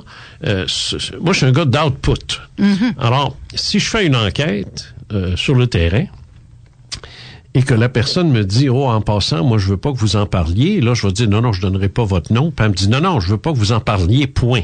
Je veux pas que vous diffusiez ça, même sur un autre nom. Je la ferai pas, l'enquête. Je comprends. Je la ferai pas. Parce que je suis un communicateur. Et moi, il faut que ça sorte. Output. L'input, je fais l'enquête, j'apprends tout. Oui. Là, c'est comme un système électronique. Là. Puis l'output, c'est l'haut-parleur. Tu sais, je veux dire, si le haut-parleur est à off, qu'est-ce que ça me donne de faire play sur la machine si les haut-parleurs sont à off? Alors moi, il faut qu'ils soient à on. Faut qu'on entende. Faut qu'on lise. Faut qu'on voit. Et alors, si on me dit non, ben, va sur diable. Moi, j'ai pas besoin de ton input si je peux pas en faire de l'output. Alors, c'est ça. Et je voyais rien encore dans les monographies, les petits papiers bleus, les papiers... Comment je te dirais? Les débuts, ça demande... C'est peut-être... Il y a une raison à cela, Jean. Je pense que les débuts, j'ai trouvé ça un peu enfantin. Je te le cache pas. Ben, c'est pas... Je t'interromps parce que j'allais dire... Been there, done that, j'ai le T-shirt. Tu me fais rigoler. C'est à peu près ça, moi, que j'ai dit, j'ai tout fait ça, moi, ça fait longtemps, j'ai dépassé ça, moi, je suis rendu plus loin. Que ça va, oui, effectivement. Et c'était dans le but, probablement, de, comment je te dirais ça, les gens qui sont pas intéressés, à un moment donné, laissent tomber. C'est tout. C'est une façon de sélection. C'est une façon de sélectionner. Alors, moi, j'ai poursuivi parce que, sans dévoiler des grandes choses, il y a des choses qu'on fait, on fait toutes nos initiations soi-même. Et quand on a travaillé sur les phonèmes, Jean, oui, c'est le bon terme. Ça aussi, j'ai adoré parce que moi, j'avais un résultat fou. Ça, je peux vous en parler. C'est tout simplement, même Taylor Sangrandpa en parlait dans ses bouquins, après avoir visualisé votre petite bougie pendant X, Y de temps, vous vous retournez et vous allez revoir la bougie carrément sur le mur. Parce que finalement, ce que c'est venu faire, mais il y a aussi un effet d'optique. D'optique, et en même temps, ça fait travailler ce que les gens ne savaient pas à l'époque, mais le troisième œil, vous l'ouvrez, là. Ouais. Alors moi, j'ai fait toutes ces initiations-là, puis après, on peut les faire à la loge. La loge est tout un rituel extraordinaire. Ça ressemble bien sûr à ce qui se passait en Égypte, parce qu'on dit, bon, la Rose-Croix. Mais non, la Rose-Croix existait même avant Jésus. Bon, peut-être ce serait bon à ce point-ci, là, parce que c'est une émission d'information aussi. C'est quoi la Rose-Croix? Nous le rappeler, parce qu'il y a l'ordre de la Rose-Croix. Oui. C'est vrai qu'il y en a deux. Oui. Peut-être faire le ménage un peu, là. Bien, comme je dis, au départ, d'abord, t'as le symbole de la rose et t'as le symbole de la croix. Est-ce que c'est la croix chrétienne? Est-ce que c'est la croix égyptienne? Non, je pense pas. Alors, je pense pas que c'était la croix chrétienne. Je fais l'innocent, mais il faut que je pose des questions. Oui, c'est sûr. Non, je pense que ça représente, quand on dit devenez maître de votre destin ou de votre vie, la rose, c'est ma vie. Et ma vie, c'est quoi? Ça veut pas dire que je suis négative, au contraire. Mais ma vie, c'est un chemin de croix aussi. C'est une croix. Alors, je me rappelle à l'époque, quand les religieuses ou les religieux nous parlaient des francs-maçons ou de l'ordre de la Rose-Croix, à les entendre parler, on mettait le pied sur une croix quand on rentrait dans la loge. C'est la première chose qui m'a frappée, moi, quand j'étais à la loge à l'époque. Oui, la croix, en entrant, elle est par terre sur le plancher, mais elle est incrustée. Et je l'ai trouvée tellement magnifique parce que cette croix-là, je fais une parenthèse, et derrière mes tarots et les tarots de cris d'Alistair Crowley. Alors, voyons, parce qu'Alistair a fait aussi ses degrés avec les Rosicruciens et les francs-maçons. La Golden d'or. La Golden d'or, oui. J'ai son tarot à la maison. Je referme la parenthèse. Ce que j'ai aimé, ce que j'ai adoré, Jean, dans l'Amorque, c'est parce qu'on étudie quoi? Les mystères de la vie. On étudie les grands philosophes de ce monde. On étudie l'astronomie, l'astrologie, la médecine. On étudie tout ce qui est possible d'étudier. Et c'est pour ça que je dis, plus t'avances... Comme une espèce d'université. Tout à fait. Sauf que c'est chez toi quand même. Comme tu l'as si bien dit, les monographies entrent par la porte. C'est très discret. Jamais on ne te demande rien. C'est toi qui dois prendre l'initiative d'aller le rejoindre si tu veux à la loge, parce qu'il y en a un peu partout à travers le Québec, où ils viendront jamais te chercher puis t'appelleront pas. Alors, pour ceux qui pensent que j'étais dans une secte, à regret, je vais vous décevoir, ce n'est pas une secte. Non, ça, on va régler ça tout de suite. Les Rosicruciens. Ce n'est pas une secte. C'est pas une secte, puis il n'y a pas de réunion. Non. Puis c'est pas les chevaliers de colons. Non. C'est pas les francs-maçons non plus. Pas du tout. C'est pas du tout la même perspective. Et de toute façon, les francs-maçons non plus ne sont pas une secte. Ce n'est pas une secte. Moi, j'ai été dans les francs-maçons. Mais oui, mais j'ai un ami qui est franc-maçon. On est les deux doigts de la main. Et on s'est échangé beaucoup de choses, mais on travaille pas de la même façon. Mais on est tous porteurs du tablier. C'est très social, la franc-maçonnerie aussi. Là. Oui, c'est pas du tout, ça n'a rien à voir avec les Rosicruciens. Très charitable en passant, Jean. C'est quoi? Charitable. Moi, j'ai vu c'est un organisme de charité, ça. Oh my God, j'ai vu des choses dans la franc-maçonnerie à tomber par terre. Absolument. Chez les Rose-Croix, c'est l'étude, justement, de ces grands mystères, parce que 3000 quelques années avant Jésus-Christ, ils ont trouvé cette statuette dans un temple à Élionos, j'ai de la misère à le dire, et à Karnak. Et il a la même posture que nous au temple, avec son petit tablier et la main sur le cœur. On peut pas inventer ça. Donc, nous, on nous fait faire ces rituels-là, puis ils ont trouvé la statuette telle quelle. Donc, on a pensé que la Rose-Croix existe depuis 3000 quelques années avant Jésus-Christ. Et Jésus-Christ, ce cher Jésus, grand maître, parce que j'y crois, ce grand maître, a été initié aussi par eux. J'ai un livre à cet effet-là. Ce qui fait donc qu'il ne pouvait pas être le Fils unique de Dieu, parce que tu n'inities pas le Fils de Dieu. Je veux pas me faire crucifier en sortant d'ici, mais je l'ai jamais vu comme ça. Moi non plus. Puis, moi, je vais me faire crucifier éventuellement. Moi, j'avais lu un livre que j'avais adoré de Massadier, Gérard Massadier, oui, tu dois connaître, et qui disait « Cet homme qui devient Dieu ». Mais c'est drôle que moi, tout ce qu'il disait là-dedans, j'avais bien de l'allure. Ouais, non, mais je fais une émission que sur ça. Ah, je vais adorer. Ouais, Massadier, tu peux pas te tromper. Non, non, Massadier, je connais bien, on s'est parlé. Oui, absolument, Gérard Massadier. Et puis, non, j'ai travaillé fort là-dessus. Et de toute façon, j'ai quelque chose qui s'en vient. Ou c'est déjà là. Tu me feras signe pour que je puisse prendre. C'est embêtant parce que cette émission-là est enregistrée. Alors, on est au jour où Donald Trump vient d'être élu président des États-Unis. États-Unis. Alors, on est la journée même où c'est arrivé. Alors, forcément, mais là, je ne sais pas quand est-ce que ça va être diffusé. J'ai aucune idée de la date. Oui, tout à fait. Alors, c'est pour ça que je fais jamais d'allusion à d'autres émissions plus que ça. Parce que je sais pas si elle est déjà passée ou si ça s'en vient. Bon, et finalement, c'est pas important. C'est ça, arrivent les degrés, comme je te disais. Tu me demandais où j'en étais rendu. Moi, je suis rendu Illuminati. Alors, là, par exemple, tu viens de commettre un sacrilège. Le péché mortel. Ouais, tu viens de connaître un sacrilège. Pour certains, là, ça aussi, les Illuminati, c'est des êtres qui ont des petites cornes. Bon, tu viens de dire, je suis une Illuminati. Oui. Il y a des oreilles qui viennent de se tendre parce que il y a sur Internet, il y a à foison des sites et des individus qu'on appelle des conspirationnistes, c'est-à-dire qui voient le diable partout, qui sont convaincus que les tours américaines, c'est George Bush qui les a fait tomber, qu'on n'est pas allé sur la Lune. Jamais qu'on y a été. On n'est jamais allé sur la Lune. Un paquet de niaiseries. Tout à fait. Bon, un paquet de niaiseries dans ça. Bon. Moi, j'embarque pas dans rien de ça. Je suis très, très, très méfiant. Je fais très attention.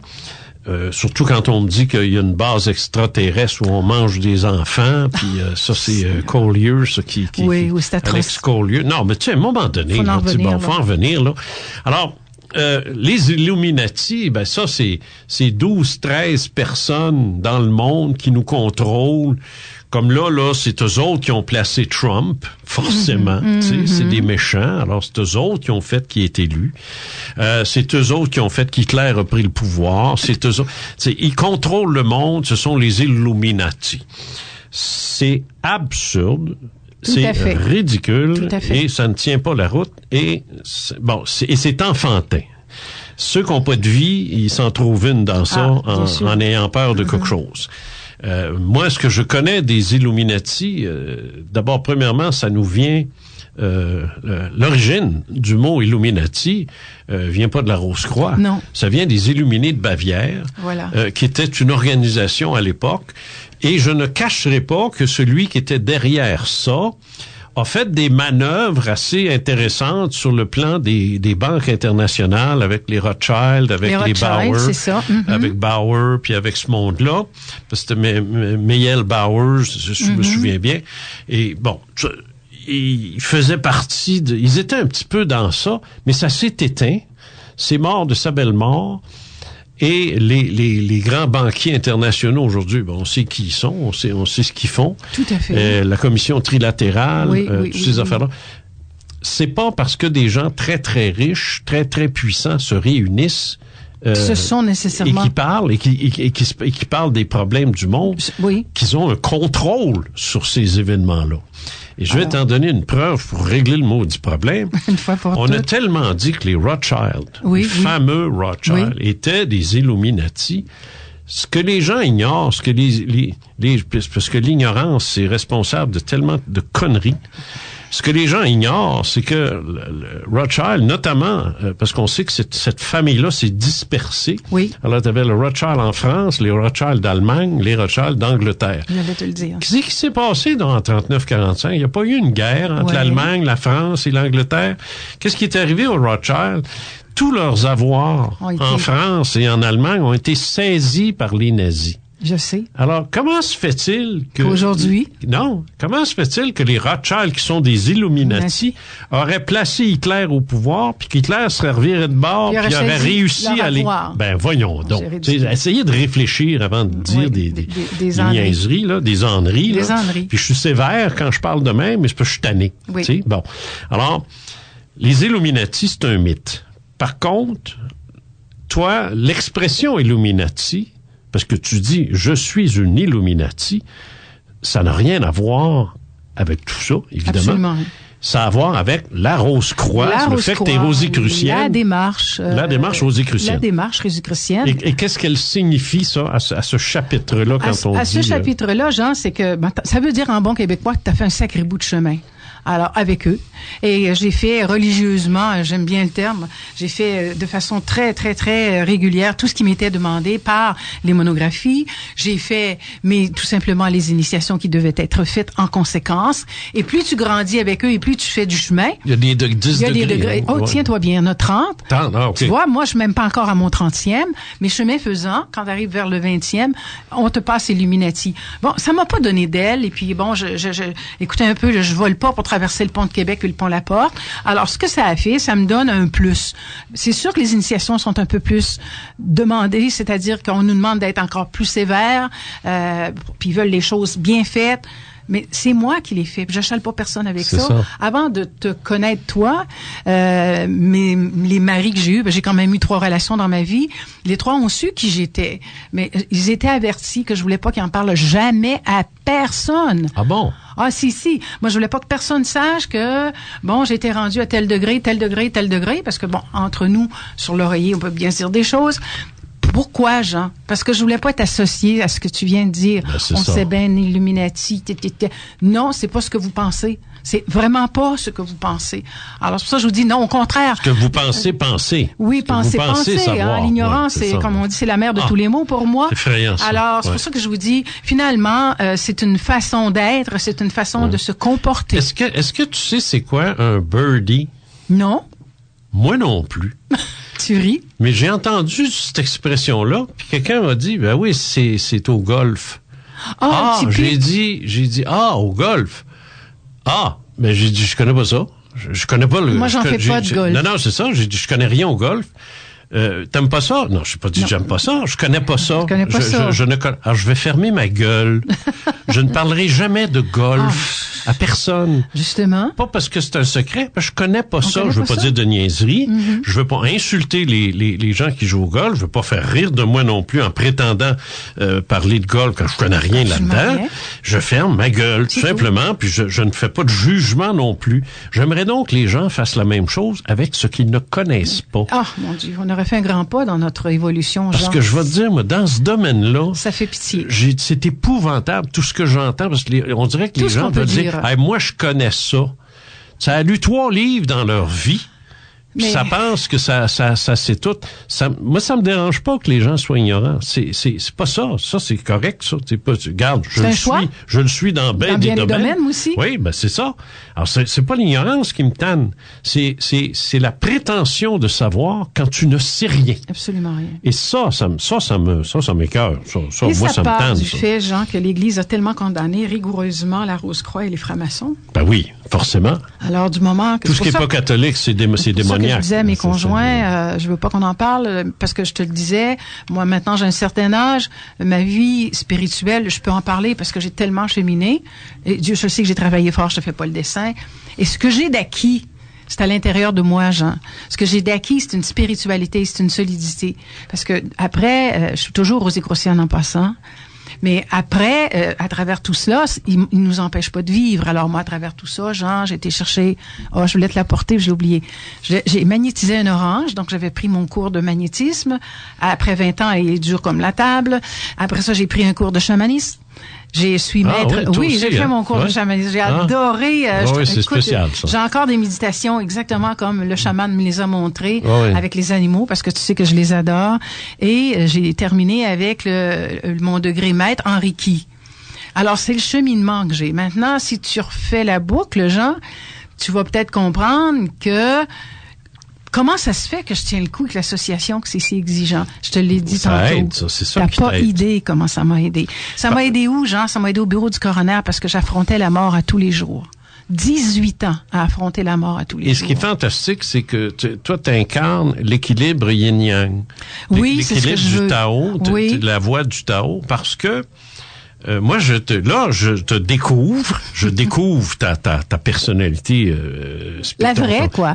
Oui, la vraie, mais l'inconnue, qui était l'inconnu pour moi, parce que je le répète, et je vais le répéter après la pause. Vous écoutez Les Faits maudits avec Jean Cazot sur les ondes de CJMD Lévis 96,9. Les propos tenus lors de cette émission relèvent de croyances et d'opinions personnelles. Vous en êtes les seuls juges. Vous écoutez Les Faits maudits avec Jean Cazot sur les ondes de CJMD Lévis 96,9. Une très rare émission au Québec consacrée entièrement à l'ufologie, la métaphysique et le paranormal. Alors, je suis de retour avec Lise Bilodeau. Là, je commencerai pas à vous dire qui elle est, parce que si vous venez juste d'arriver, là, ben, allez sur le podcast puis recommencer, parce que ça va être long, moi, réexpliquer tout ça.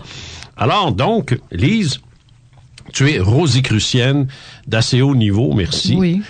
Assez avancée dans ça. Mm-hmm. Ça, c'est ta partie mystique. Mystique, j'aime le terme, oui. Mystique. Oui.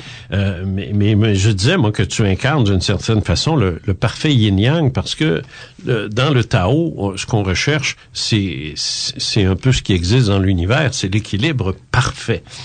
Et moi, je t'ai connu, autrement dit, le fait que tu sois une Illuminati du 20e ou Xème degré, c'est ça, de la Rose-Croix.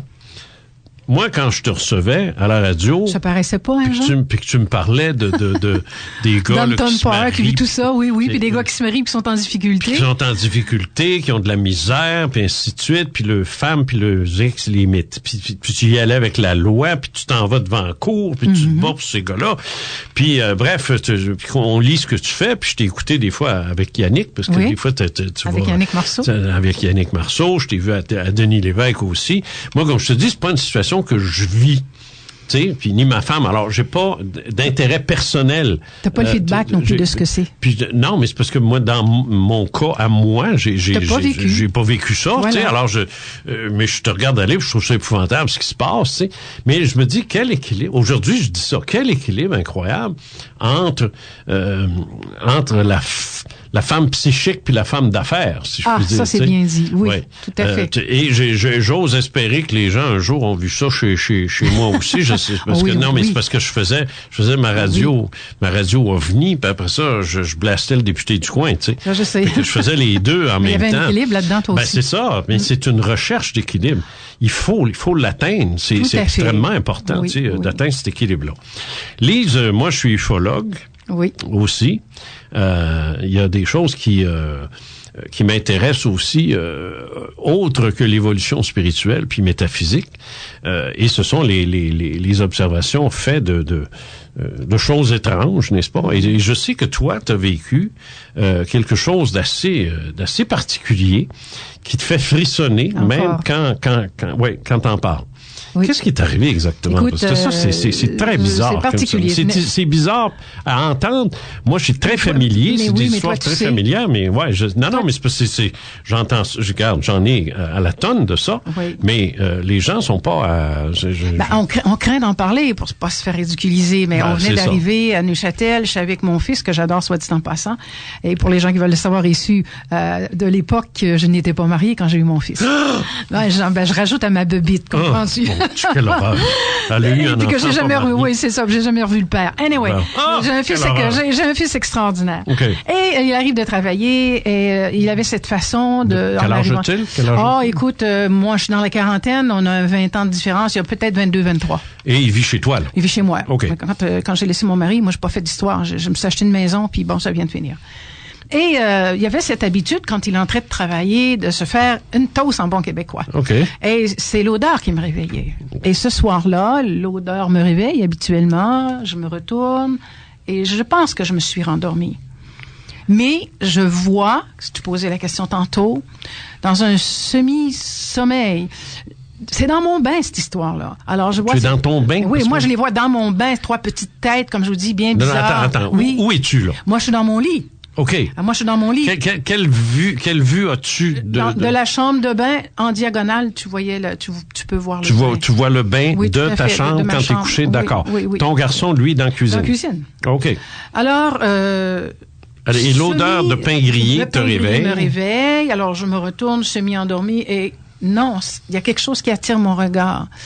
Et Jean, je vois dans le bain ces trois petites têtes, comme je te dis, comme des petits cônes avec des grands yeux trop grands. Mais j'aime pas la couleur, ils sont noirs. Et c'est la panique. Moi, c'est comme ça que je me suis ressentie. Je me suis dit, my God, je suis envahie. Mais je t'ai parlé de mots de pouvoir. Moi, tout de suite, j'ai récité mes mots de pouvoir et comme l'éclair, ça s'est effacé. je me retourne, je me recouche. Je parle pas à mon fils, Jean. Je ne parle pas à mon fils. Mais on voyage ensemble. Le lendemain matin, je l'attends, je suis dans la voiture, puis je lui dis, t'as pas idée de ce que j'ai rêvé ou de ce que j'ai vu cette nuit. Il dit quelle heure qu'il était, maman? Ben, j'ai dit, peut-être à l'heure que t'es arrivé, là, vers 11h30, minuit. Il me dit, oui. Puis là, je lui décris ces petites têtes en cône. Ben, il dit, écoute, moi, je les ai vues dans ton terrain en arrière. Alors, ben là, je me suis questionnée, genre. J'ai dit, comment Stéphane, assez, qui dit, maman, j'ai eu tellement peur, j'ai ramassé le grille-pain, mon pot de beurre de pinot, je descends en bas. Parce qu'il y avait sa chambre au sol. Parce que j'ai une grande fenêtre. T'as le comptoir, une très grande fenêtre. Puis en se retournant, lui, il les a vus sur le terrain. 3. Les 3. Comme j'ai des petites têtes en cône, des grands yeux. Qu'est-ce que ça veut dire, une tête en cône? Faites pas une tête ronde comme nous, mais une petite tête comme ça, là. Tu sais, je dirais pas que c'est rond comme nous, mais c'est une tête en cône, comme ça, comme un petit cône. Mais Stéphane, il m'a décrit exactement. Comme un œuf, finalement. Oui, c'est ça. Exactement la même chose. Puis là, je me suis... Un œuf dont la portion la plus mince est en haut. Est en haut, t'as tout compris. En bas, comme ça. Alors, comme si tu mettais un œuf sur la table, tu verrais la différence. C'est ça. Et les yeux sont noirs. Ah, les yeux sont noirs, grands, trop grands pour moi. Mais pas de pupille. Ah, non, noir jet, mais très grand. Ça prend quasiment tout le petit visage que je vois. Et la peau? La peau noire. Noire, oui. La peau est noire, comme ton chandail. Est-ce que c'est la peau? Est-ce que c'est un costume? Je le sais pas. Tu veux dire, ils sont noirs. Ils sont noirs, finalement. C'est pas gris, c'est pas blanc, c'est pas beige. Non, pour moi, ils sont noirs. C'est noir. La panique me prenant. Mais comment tu peux voir les yeux noirs sur un fond noir? Je les ai vus, moi. OK. Ah, moi, je les ai vus. Puis Stéphane aussi. Okay, Stéphane, moi, j'ai dit à Stéphane... Alors, les yeux devaient être un peu plus noirs que le reste. Brillant. Oui, et c'est ça. je lui décris ça, puis il me dit... je le vois encore dans ma voiture comme ça, puis il me dit, coudonc, voyons, maman, il dit, c'est moi qui ai vu ça. Comment ça que toi, tu as rêvé à ça? C'est ça qu'il m'a dit. Comment ça que toi, tu rêvais à ça, puis c'est moi qui ai vu ça sur ton terrain? Puis j'ai tellement eu peur, j'ai ramassé le grille-pain, le pot de beurre de pinot. Il est descendu en bas pour te laisser tout seul. Ah, écoute, lui, trop traumatisé. Il a pensé qu'il avait... il est en train de... Comme il dit, maman, pourtant, je fume pas, tu le sais, je suis bien straight. Et je pensais que j'étais trop fatiguée, que ça filait pas mon affaire. Puis moi, je lui raconte ça dans l'auto le lendemain. Alors, j'ai dit à Stéphane... Et c'est la même, et c'est l'observation le même soir. Le même soir, la même heure, je te jure. Qu'est-ce qu'ils foutaient dans le bain? Moi, j'ai l'impression que c'était leur façon de prendre contact avec moi, tout en prenant contact avec mon fils, en leur montrant qu'ils étaient sur le terrain. Écoute, ils ont bien des possibilités, je pense. Donc, pour être vus, eux, c'était dans le bain. Puis, pour lui, c'était d'être sur le terrain. D'après moi... Est-ce qu'il était éclairé, ce terrain-là? Mon terrain était éclairé par une bonne lampe dehors. Inquiète-toi pas, il voyait comme il faut ce qui se passait. OK, c'est ça. Oui. Mais... Qu'est-ce qui s'est passé? Je pense qu'on a été contactés les deux ensemble. Stéphane ne pouvait pas imaginer ce que j'allais lui dire. On s'était même pas parlé. On s'est parlé en descendant en ville pour aller travailler. Puis c'est là que je lui ai dit, regarde, moi, ça donne. Mais il dit, voyons, c'est moi qui ai vu ça, c'est pas toi. Alors je me suis dit, coudonc, est-ce que moi j'ai rêvé? Puis que j'ai envoyé ça dans l'esprit de Stéphane. Alors je m'en suis posé des questions, Jean. C'est pour ça que j'en parlais pas. Alors, avec les mots de pouvoir, là, je le dis encore une fois, je sais comment on procède. Ça s'est estompé en criant lapin. Parti. Eh bien là, avec le temps, j'ai pensé que j'avais été Est-ce qu'il te regardait? Trop directement. Ah bon? Ah, trop directement. C'est pour ça que tu comprends qu'il y a eu comme un blocage. C'est toi qui regardais. Ah, c'est moi qu'on regardait. Puis solide à part ça. Mais le blocage, c'est tellement intense, Jean. Et comme je te dis, quand tu as cheminé comme j'ai cheminé, je me suis dit, écoute, t'agis, puis il passe pas. Moi, c'était ça. Il n'était pas question qu'on aille plus loin. Mais est-ce que tu ressentais... L'intensité, c'est une chose. Et ça, je comprends très bien quand tu dis que c'est intense. Je sais ce que tu veux dire. Je le sais, je l'ai vécu. Là. Je sais c'est quoi être l'intensité d'une observation. C'est indescriptible. Faut le faire, faut le vivre. Faut le vivre. Ça se décrit. J'ai 20 livres sur le marché. Je suis pas sûr de l'avoir. Ah, c'est quelque chose. Je suis pas sûr d'avoir pu le décrire, ce que c'est dans un de ces livres-là, tellement que c'est pas facile à décrire. Moi, j'ai le sentiment d'être comme... le sentiment que j'ai eu, Jean, c'est qu'il tentait de prendre quelque chose ou de me posséder. Non, je parle l'intensité. L'intensité, c'est dur à décrire. On peut pas décrire ça. Non, j'ai eu un pistolet en plein visage, puis c'était rien, ça. Ça, là, c'était rien, ça. Tu sais, comme amène-en des guns. Oui. J'ai pas eu peur, tu sais, j'ai déjà failli être attaqué, j'ai vécu... tu m'as dit, oui. Oui, non, j'en ai eu des affaires dans ma vie physique, là. Je parle des affaires sociales, là, pas des affaires miraculeuses, là. Puis qui font peur, tu sais. Puis j'ai eu peur à certains moments, mais jamais comme... puis encore là, je parle pas de peur, mais jamais l'intensité de mes expériences métaphysiques est 100 fois. Ça ne se mesure pas. Ça se mesure pas. Bon, alors, ça sert à rien de le répéter 50 fois. C'est de même. Toi, c'était intense.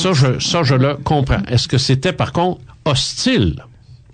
Je dirais oui. Parce que s'il ne m'avait pas été hostile, Jean, je n'aurais jamais utilisé, parce que les mots qu'on nous montre à la loge ne s'utilisent pas n'importe où, n'importe comment. N'est-ce pas? Alors, jamais je les aurais utilisés. Ouais. Mais que j'ai eu ce sentiment d'urgence, j'aime te dire ça, qu'il fallait que je me débarrasse de ce que je voyais. J'aime bien le terme aussi. Ça s'est fait de façon instinctive.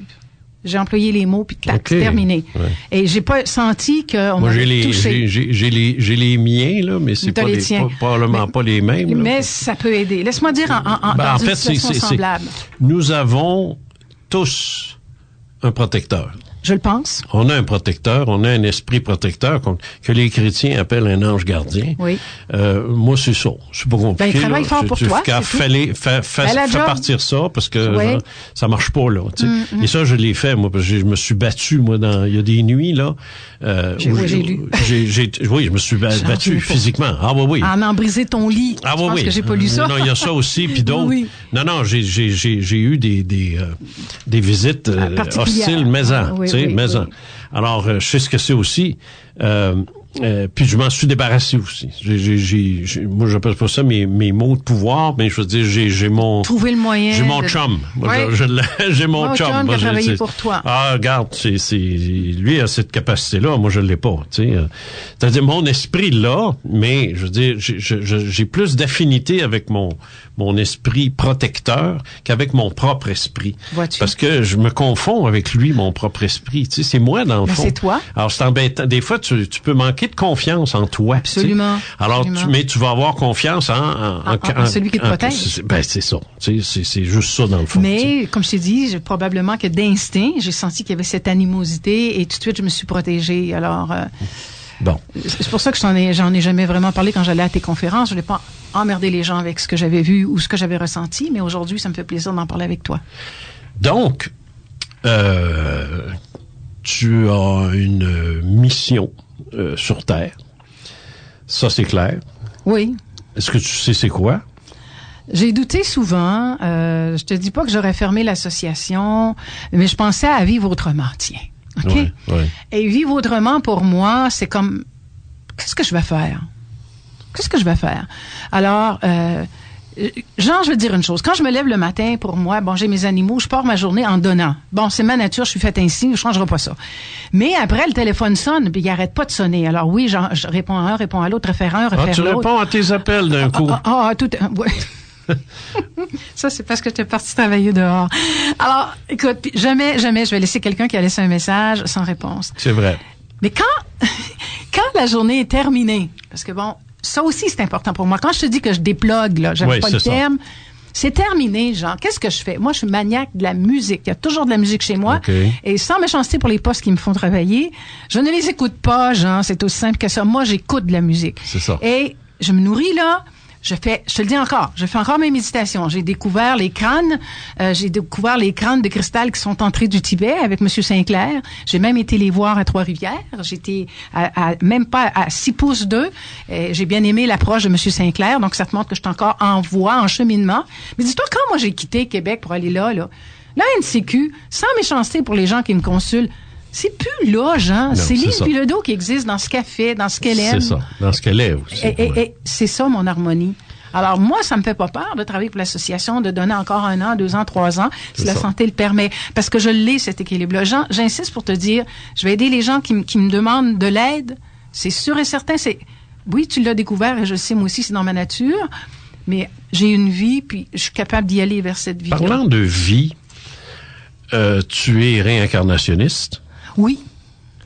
Est-ce que tu as... donc, tu sais que tu as vécu... plusieurs vies. Plusieurs vies. auparavant. Est-ce que c'est quelque chose sur lequel tu as travaillé ou moi, je fais pas d'effort pour essayer de savoir. Comme là, c'est quoi? Je fais pas d'effort. Oui, jamais essayé de savoir. Jamais essayé de savoir. Des fois, mais j'ai eu des révélations.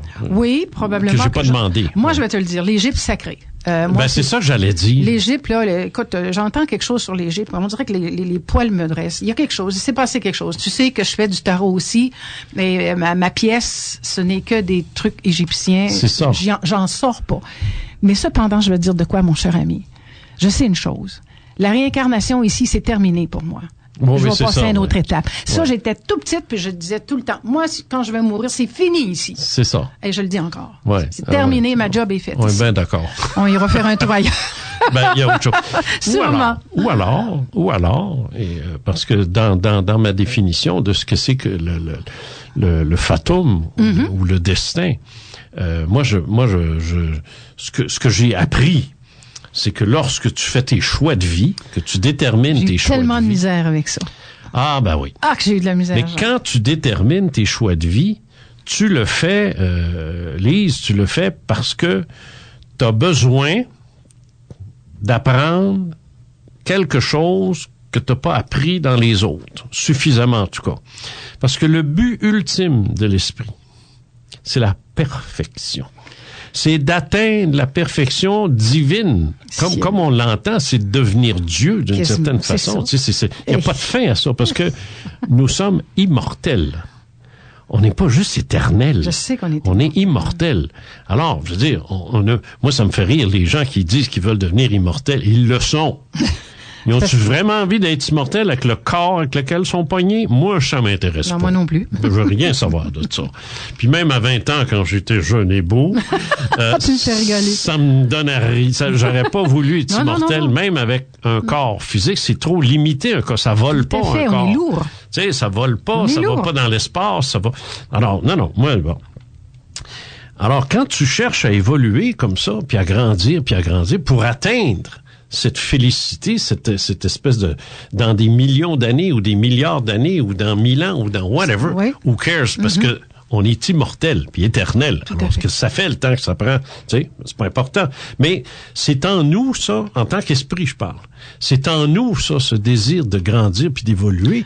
Au même titre que quand t'as 4-5 ans, tu veux grandir physiquement, tu sais, parce que tu regardes ton grand frère, ta grande sœur, puis tu te dis, j'ai hâte de pouvoir faire ça. Tu veux grandir. Parce que si quelqu'un t'arrivait à 6 ans puis disait, est-ce que tu voudrais rester comme t'es là à 6 ans pour le restant de tes jours, tu sais? Je sais pas si tu dirais oui, là, tu sais. Alors, on veut grandir. Et pour y arriver, quand on met un terme à une existence, quand on se retrouve l'autre bord à la maison, chez soi, puis que là, on est vraiment entouré des gens qui sont les nôtres et qui ont rien à foutre avec ceux qu'on a connus sur Terre le 3/4 du temps, même si leur esprit à eux nous ont accompagnés, faut pas perdre ça de vue. Il y en a d'autres aussi avec qui, tu sais, et là, c'est OK, qu'est-ce que t'as fait, Lise? On va regarder ça, tu sais, puis ils t'appellent pas Lise parce que c'est forcément pas ton nom. Tout à fait. Tu peux pas, ton esprit peut pas s'appeler Lise. C'est un esprit. C'est un esprit. Non, mais il y a un nom. Oui. Il y en a un nom. Mais c'est pas Lise parce que c'est pas le physique. Il faudrait que tu t'appelles Lise, André, Monique, Gérard. C'est fini plus de Clévy que t'as eu. Bon. Alors, c'est ça. Moi, un jour, on m'a révélé le mien, mais je sais pas si c'est ça, mais en tout cas, j'ai accepté ça comme ça. Ça n'a rien à foutre avec Jean, tu sais. Bon. Tout à fait. Mais, moi, je m'en sers pas de ça. Puis, j'en parle pas plus qu'il faut parce que, pour le moment, je suis esprit d'abord, humain ensuite, mais là, je suis humain là. Tu sais, fait que c'est ça qui sur compte. Le plancher des vaches. C'est ça. Je me suis pas incarné pour des prunes. Je suis ici pour ça. Et on choisit notre existence, Lise. Je sais que tu as de la misère avec ça, parce que je sais que tu as eu des grosses épreuves. J'ai eu des grosses épreuves, puis je me dis, hey, coudonc, j'étais-tu cinglé, moi, l'autre côté, quand j'ai regardé le livre de ma vie, puis que moi, je prends tout ça qui s'en vient. Même le dernier coup était très difficile, comme je te dis. Mon chum m'a laissé. Et quand arrive un certain âge... t'as eu d'autres choses aussi. Perdre ma fille par un meurtre crapuleux d'un jeune, il faut le dire les mots, un jeune fou de 18 ans qui voulait faire comme le monsieur de Montréal dans son jeu vidéo. C'était ma fille qui fut la cible. Alors lui, il voulait faire passer ça sur YouTube. Ils ont tout ramassé dans l'ordinateur. Mais ça va passer en procès au mois de mars. Après 3 ans, lui, il n'a pas eu de caution. Avoue que quand tu te fais dire, ben c'est dans ton livre de vie, moi je revenais case départ et je me disais, coudonc, j'étais-tu cinglé quand j'ai ramassé tout ça? Non, t'étais pas cinglé. C'est qui m'a pris là de prendre les bouchées doubles. OK. C'est le temps Est-ce que tu connais Hugo Girard? Oui. C'est l'homme, un des grands hommes forts du Québec. Oui, tout à fait. Bon, au niveau musculaire. Oui. C'est ça. Quand ce gars-là s'assit sur un bench press, oui, et qu'il y a une barre de, je pense que tu es rendu à 375, puis qui fait des pour lui là, c'est une déchirure, c'est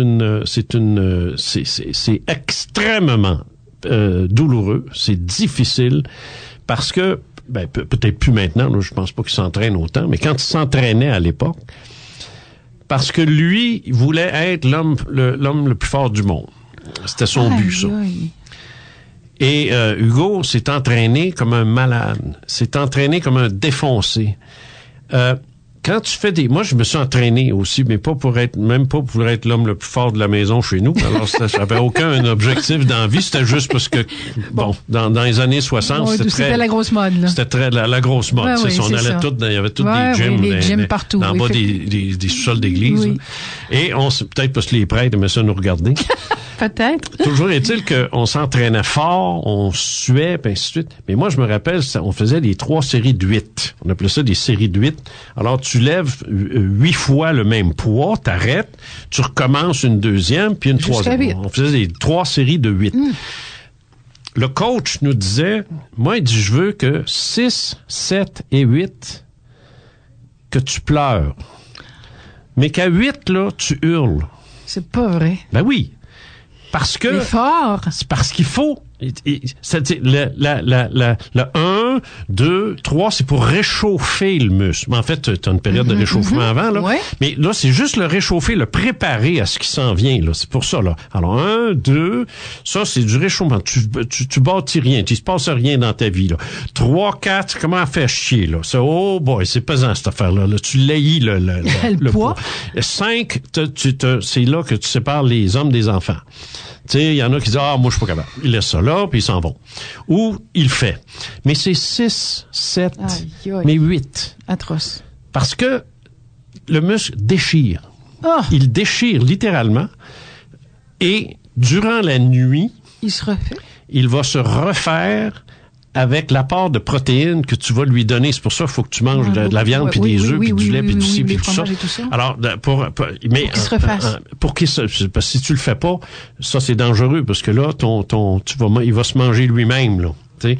Alors, tu dois lui donner du stock. Ah oui, il faut que tu le nourrisses.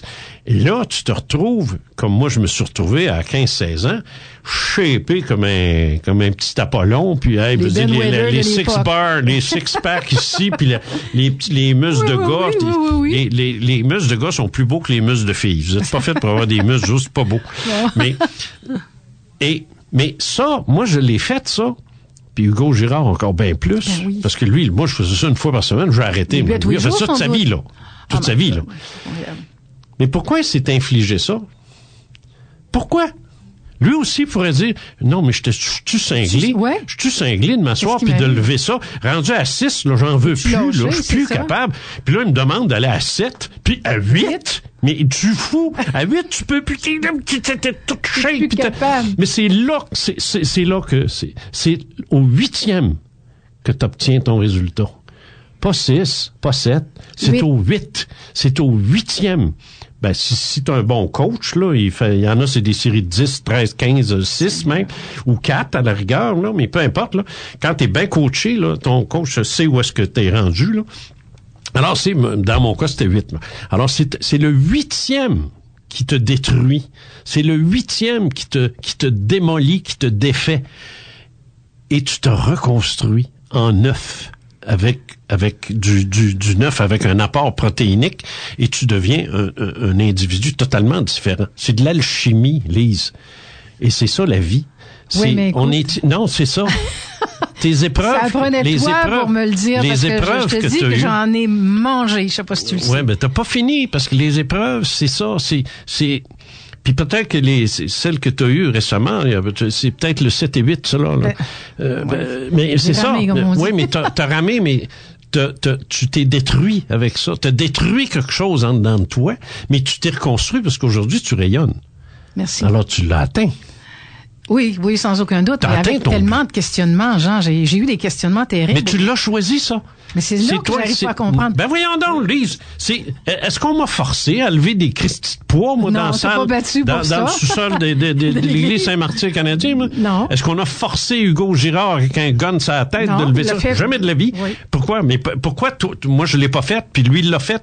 Parce que c'est son choix de vie. Oui. Moi, c'est mon choix de vie de faire ce que j'ai fait. Toi, ta vie que tu as vécue, avec les épreuves que tu as eues, parce qu'on n'en a pas parlé, mais on n'en parlera pas non plus, mais t'en as eu des salopes. Oui, je sais. Puis j'en ai eu quelques-unes, mais moi, c'est différent. C'est des maux de tête lancinants. Toi, c'est des gros coups. C'est de la migraine, mon cher. Toi, c'est de la grosse migraine. Oui. Mais pour moi, que c'est écrit, c'est choisi, c'est voulu, ça.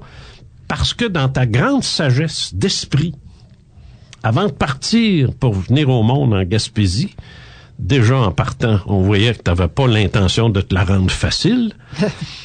Tu t'es incarné dans une pauvreté inouïe. Tu as vécu, tu l'as eu à la dure, puis ainsi de suite, puis on dirait que ça lâche pas. C'est ça que tu as voulu. Parce que si tu avais voulu être une chanteuse internationale avec un budget de 335 millions, tu t'appellerais Céline. J'allais te le dire. OK? Ça a l'air que je ne voulais pas la vie de Céline. Non, parce que c'est... Mais si un jour tu la veux, tu le feras. Parce que tu as toujours le choix des vies que tu veux faire. Puis si ça te tente de prendre un break, puis d'être une chanteuse internationale, d'être riche à millions, puis d'avoir un petit peu de peine parce qu'à un moment donné, tu perds ton vieux, bon.